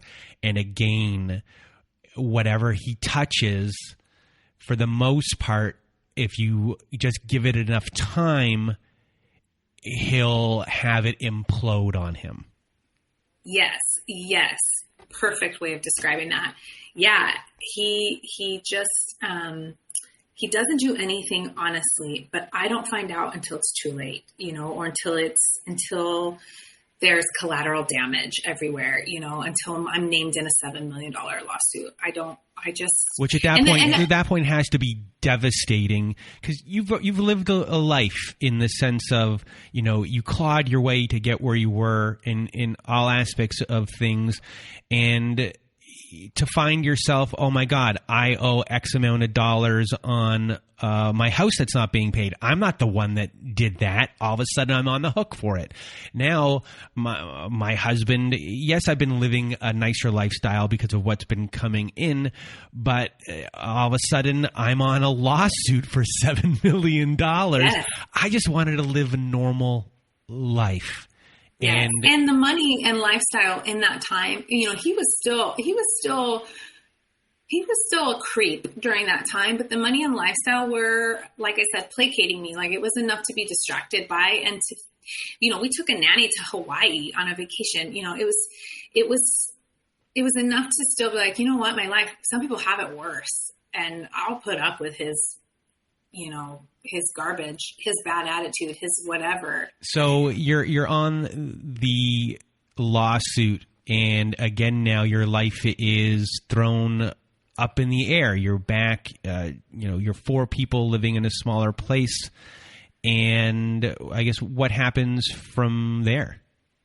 So from there, the lawsuit kind of wraps up, and they settle, and the settlement basically covers the lawyer's bills. So everybody is out at square one. So fortunately, we're not in huge financial debt. And we have about $100,000 in cash in savings. And I wake up one morning after the lawsuit and $50,000 is gone, just gone. And in this time, he's looking for another job, right? He's sending out resumes, but $50,000 is gone. And I said right away, hey, did something happen with the account? 50 grand is gone. This is all we have to live off of until you get a new job. And he goes, yeah, I moved it. I said, what do you mean you moved it? And he goes, I moved it. And I said, well, where'd you go? Where to? And he's like, I'm going to run my own lineman company. I'm going to do this. I'm going to keep doing this. There's a lot of money in it. I'm going to keep doing this. I'm just going to go out on my own. I said, well, you didn't even talk to me about it. He goes, I didn't have to talk to you about it. God told me this is what I needed to do. And so I moved the money. And I look back and now I laugh, but at the time I go, well, how do I argue with God? I mean, if God told him that this is what he's supposed to do, this is what he's supposed to do. And anybody that says God told me to lie to my partner about how much money or to deceive my partner about money is a liar. But I didn't, I went along with it, but this time though, I do want to say by this time I am, the wheels of a plan are starting to turn because I'm going, this guy's going to get me in a lot of trouble. Something's going to happen to us or him. And I'm either going to be a single mom in mass amounts of reparation debt, whoever he's messed up and I'm on the hook for. Or we're both going to end up in jail for some sort of financial fraud. I had started to see the light a little bit. And like I said, I was part of that fitness group. I really wasn't allowed to work. My job was to be the mom. I had 2 kids. I had a baby and a toddler. And also, he's not a very hands-on dad either. When it looks good, but he doesn't change diapers. He doesn't do midnight feedings. He doesn't get up because he's the breadwinner. He's the worker. He's the guy. That's my role. I don't have a job. I went through some postpartum depression. I didn't really get a lot of support in that. That's not his job. That's my job. So I'm already feeling like a single mom, and especially at post lawsuit where I don't have the money to distract me anymore. Yeah. So I'm starting to see the light. So this fitness thing I was doing, I just say, hey, I love these other moms and got this peppy personality. I think I'd be really great teaching, having a little hobby job, teaching one day a week. And he was like, yeah, sure. That's fine. So I got my certification and I started teaching and then I moved on to get a national certification from there. So he's rebuilding his lineman business and it's going well. It's starting to pick up, like things are getting better. And again, I bring up buying a house. By this time we are in Arizona 8 years. We don't have a house yet. I say, can you apply for the VA loan? He goes, well, in 2010, when we first talked about this, the VA was moving all of their paper records to electronic records, and mine got lost. So I had to file a grievance, and you know how the government works. It takes a long time, but they can't find record of my service. And I was like, what? And again, we're not sleeping together. We're not in the same room. You know, we finished off the last 7 years of our relationship in separate bedrooms. He was drinking through all of it. And, but you know, his business is getting back on track. And so we have enough cash in our savings to pay for a townhome in cash. So we pay for it in cash. And he's using this idea that we need to just stay out of debt. You know, like God does not want us to be a slave to our debt. That means the creditor is our master, and we don't have masters as God-fearing people. Again, I fall for this crap. And we move from the rental, his new business is going well. I'm teaching fitness. I've got 2 kids into this townhome, and I'm washing dishes. We had like a galley kitchen, and I'm washing dishes one night. And what he had started to do, I'd started to mention the drinking again, like, hey, can you cut it back? So what he had started to do was twist caps back on the empty bottles and put it back in the little case, the little carrier, 6-pack carrier. So when I would open the fridge, it might look like he just had one for the night. So I'm believing that he's cutting back. But he's had the whole thing, you know. I don't realize that. The way I find out, this is so stupid. So I'm doing dishes one night in the kitchen, and I say, you know, we're in our new townhome. It's real nice. It's been remodeled. It's beautiful. And I say, you know, I'd love to have a housekeeper, maybe once a month, come in and do the windows and the baseboards. And he has like this nasty, spooky, calm tone. And he goes, I hear him go, you are perfectly capable of getting on your goddamn knees and scrubbing the baseboards. And I froze. I was like, what the fuck? And I kept the water running, and I go and look in the fridge, and there's a 6-pack. And you know, when you're anticipating picking something up and you're anticipating the weight of it, you know a 6-pack of beer is going to feel a certain kind of weight. So you brace yourself for that. I did that, and the whole thing went flying out, and the beer bottles crashed everywhere, broke all over the floor. And he got up, and by this time he puffed up his chest, he's in my face, and he slams me into our dining room table. And it was in that moment that I knew this would only get worse. This is not going to be better. I'm not going to be that woman. It's one thing, you've been cheating, you've lied, you've stolen money, but I am not going to be that woman that lets her daughters see her be physically abused. They will pick men like that. No, not doing it. So I called his mom and I said, your son just slammed me into the table. By this time, they're in their Oregon home. They have a few homes, Hawaii, Oregon, Arizona. And she books me and my daughters a flight right away. We get on a plane and we fly to her house and stay for the week in Oregon. I learned he does not have a degree in social anthropology.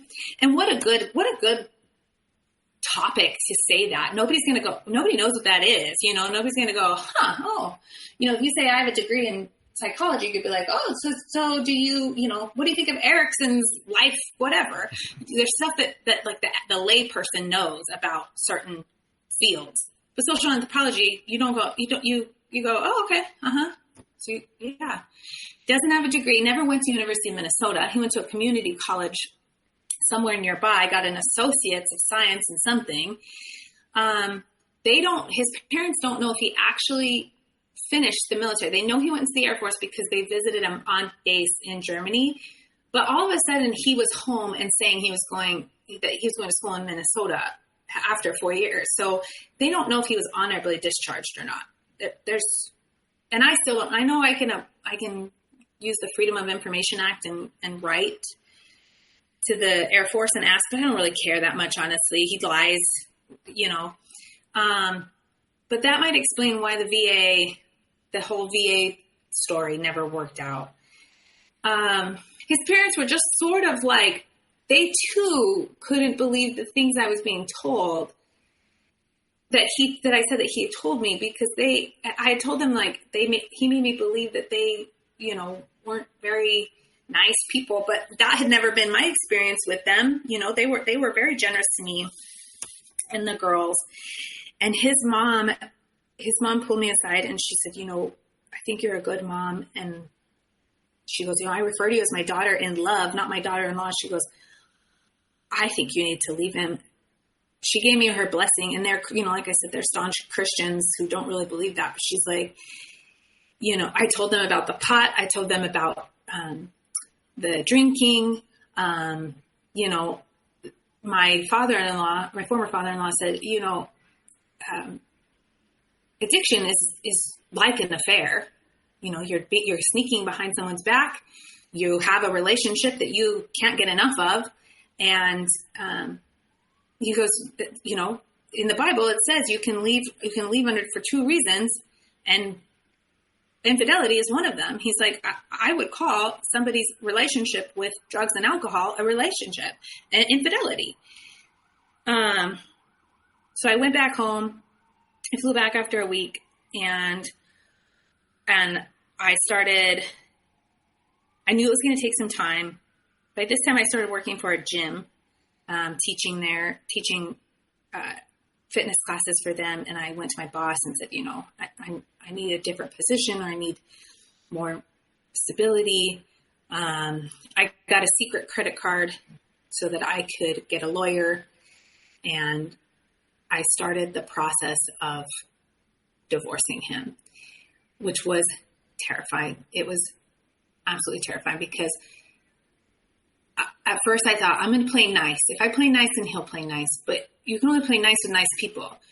If the other person's not nice, they're not all of a sudden going to be nice for your sake. He never once during the process, he refused to move out. So we had to live in the same house for 90 days while the court processed the first half of the divorce request.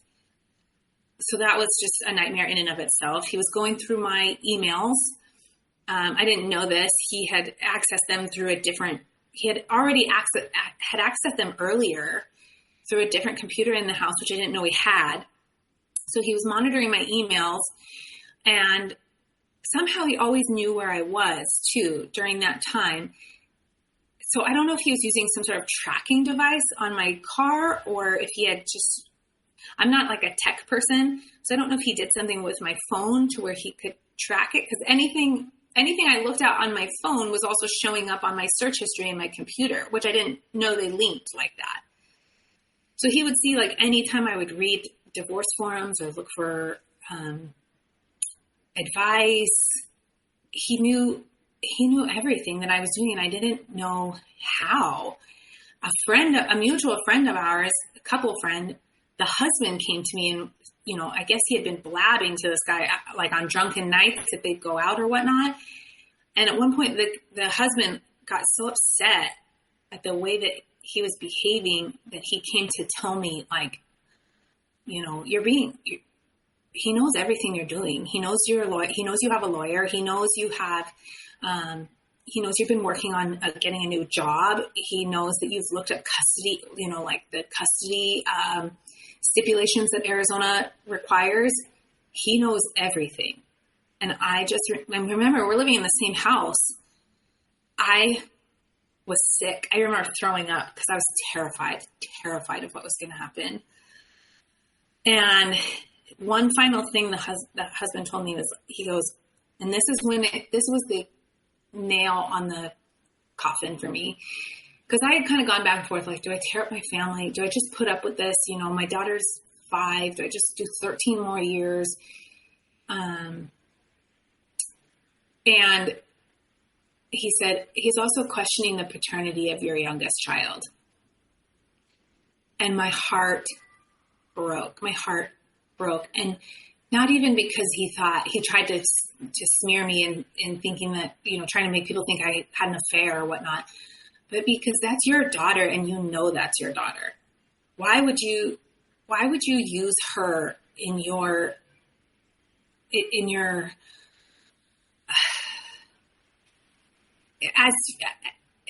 evidence of your case, basically, you know, like how you're being wronged. Why would you or just a pawn in a game, and this isn't a game, and your child is not a pawn? Yes. And that, for me, that was the moment when I said, you know what? I don't care about the money. I don't care if I get nothing. I don't care if I have to start over from square one, because I was 31 at this time.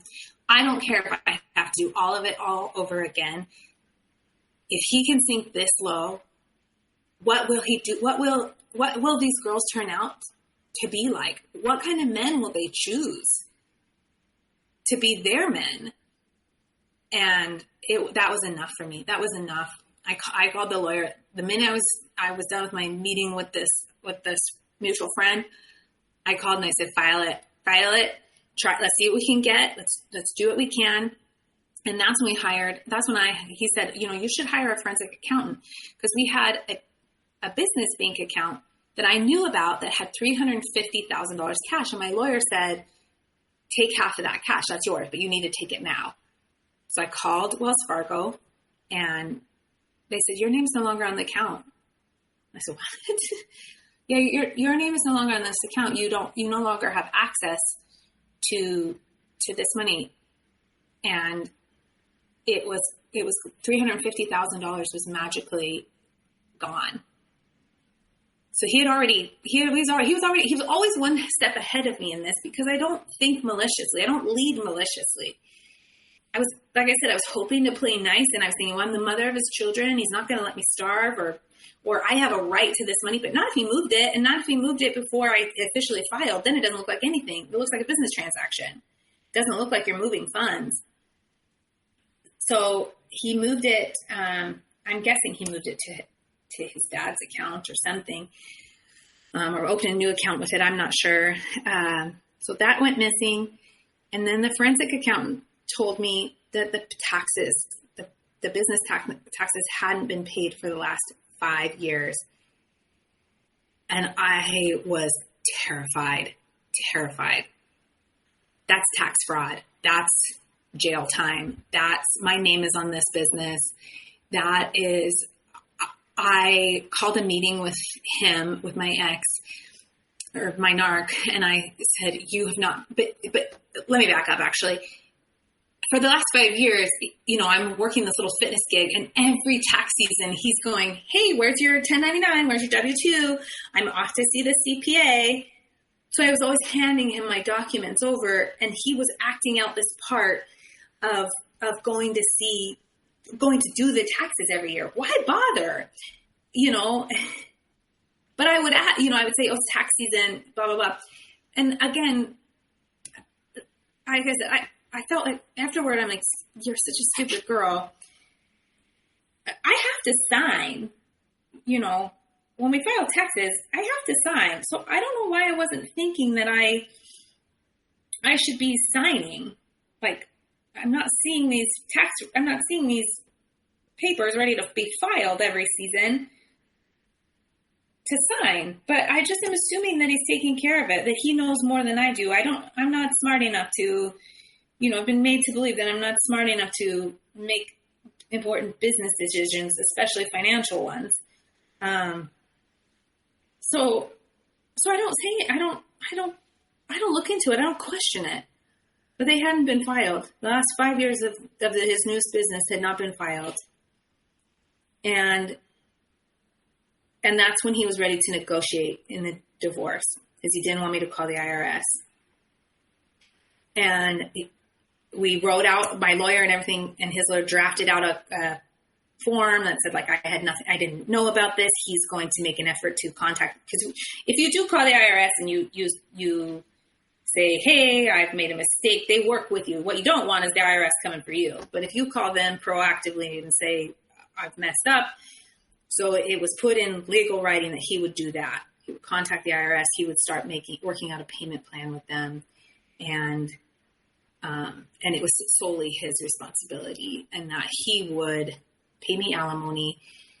I actually got like a settlement from the business. And I used that and I got to keep my house too. That was also in my settlement. So I have this condo, or this townhome. I have a small stipend of money, and and I have nothing more. And we have to have 50-50 custody in Arizona. It's the law. Their child custody here is you have to basically catch in order to get full custody, you pretty much have to catch your spouse like on camera doing something harmful to your children in order for the judge. Otherwise they don't want to disrupt the children too much. So now that happened and you're a single mom, you're divorced, you have a little bit of money, and at least he is going to pay alimony. I don't know if he continues to pay alimony. You never know.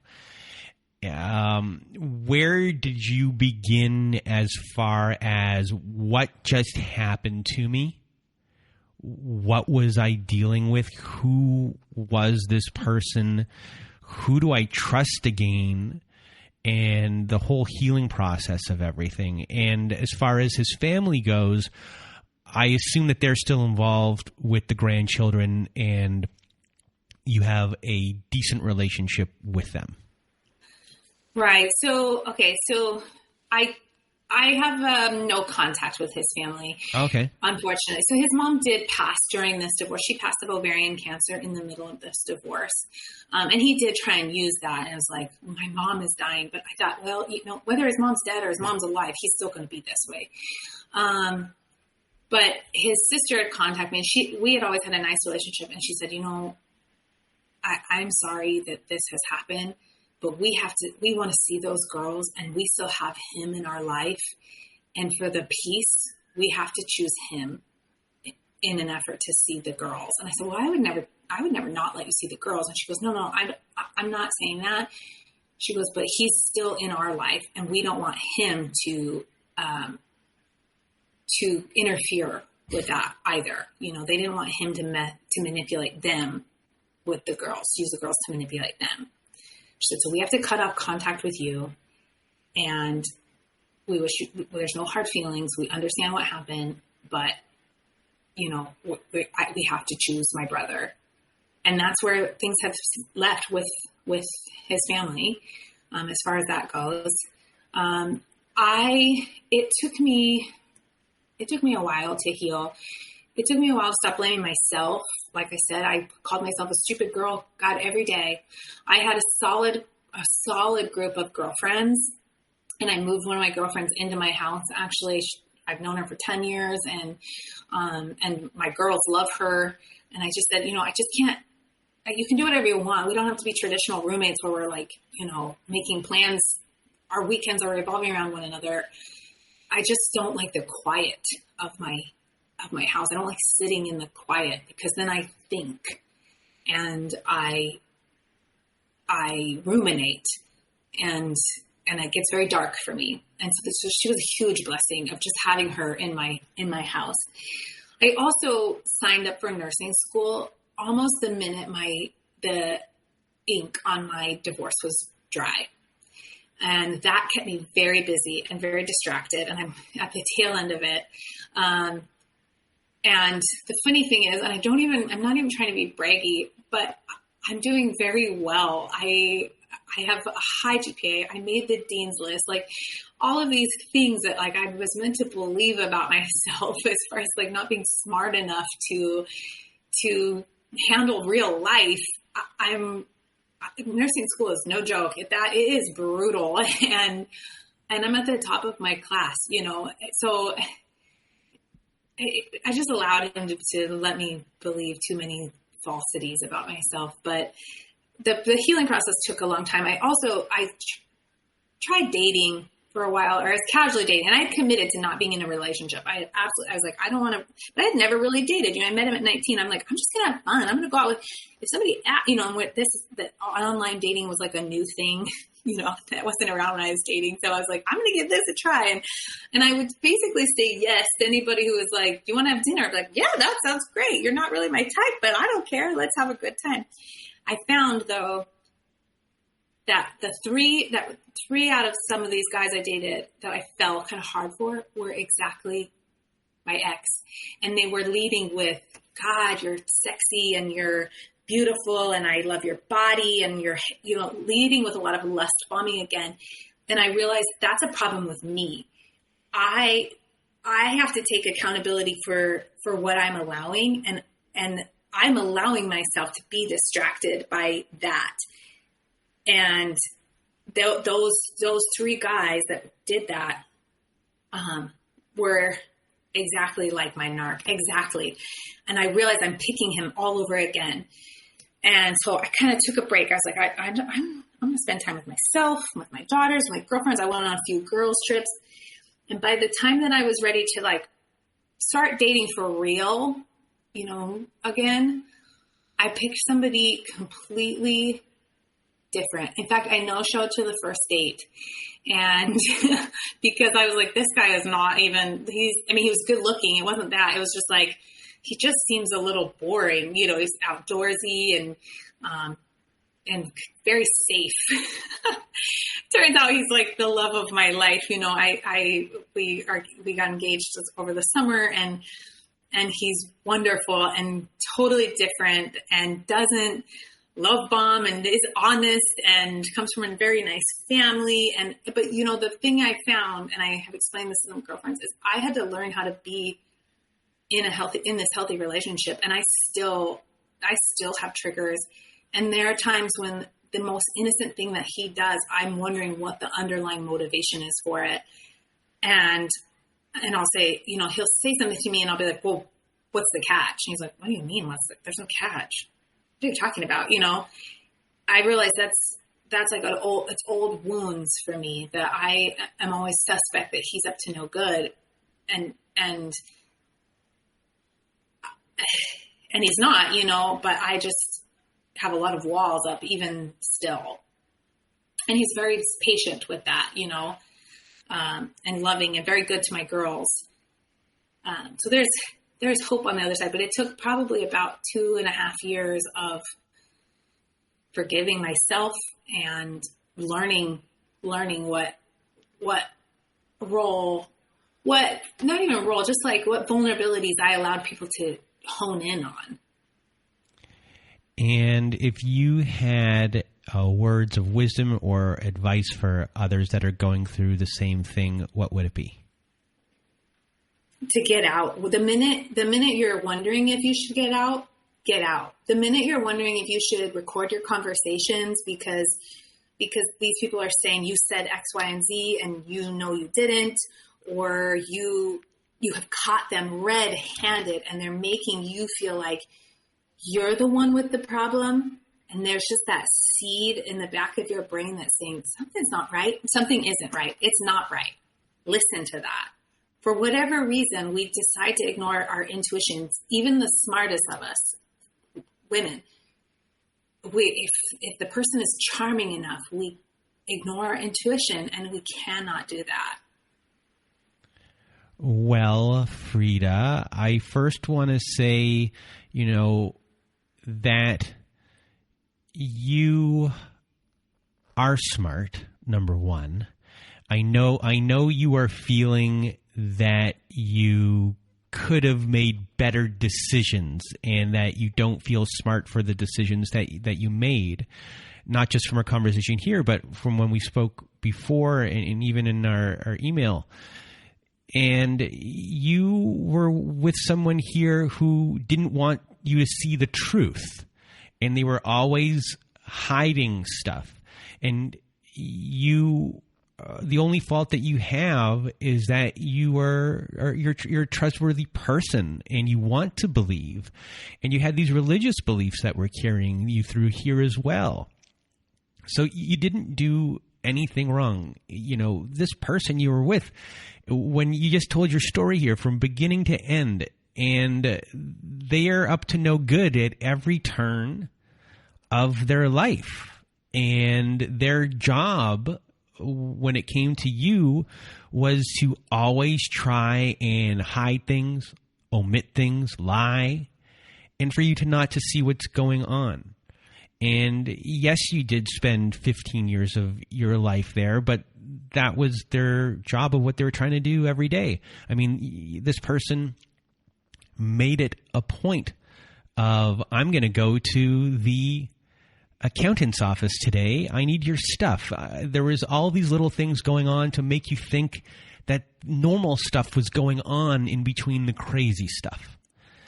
And those are the little nuances that they'll do, and to make you, because everyone thinks in domestic violence situations that it's always bad. But for the most part, there's all this good that masks everything, where you're there for these things happen so you forget that those bad things happen. So there's, you are smart. I mean, your story is of someone who came from nothing, built themselves up, became the breadwinner of the family, was doing well. And then when you guys moved, you were back in a position where you were out, this person got it. So you were now raising 2 kids. You didn't have a job. And once again, you were put back into the position that this person wanted you to be in. And once again, you came and started making your way back up. You started to do things. You started to shake things up to where you are now. You're back in school. You're almost done. You're going to be a nurse. You're at the top of your class. There's nothing here that says you're dumb at all. You are a smart person. You're a resourceful person. And you're here to help other people. And today you're going to help a ton of people. So from the bottom of my heart, thank you so much for being here and sharing your story, sharing your truth. You did amazing. And the most amazing thing you did of everything was not even for you, for your 2 children who are going to know a life free of physical abuse. They don't have to see it, and you cut that out pretty quickly. And you're a great mom, and you are going to see them live their lives and the lives that you want them to have, and have partners that are going to be great to them. So, from here, I'm giving you the biggest hugs because you're wonderful. So thank you. So thank you for being here and sharing your story with me and everyone today. Thank you. Thank you so much for allowing me to do this. And thank you for doing this podcast, because it's touching more lives than maybe we even realize. And I hope it's bringing a little bit of bravery to other women or anybody, men, women, whomever is in this situation. Well, thank you. And from Freda and myself, we hope you have a good night.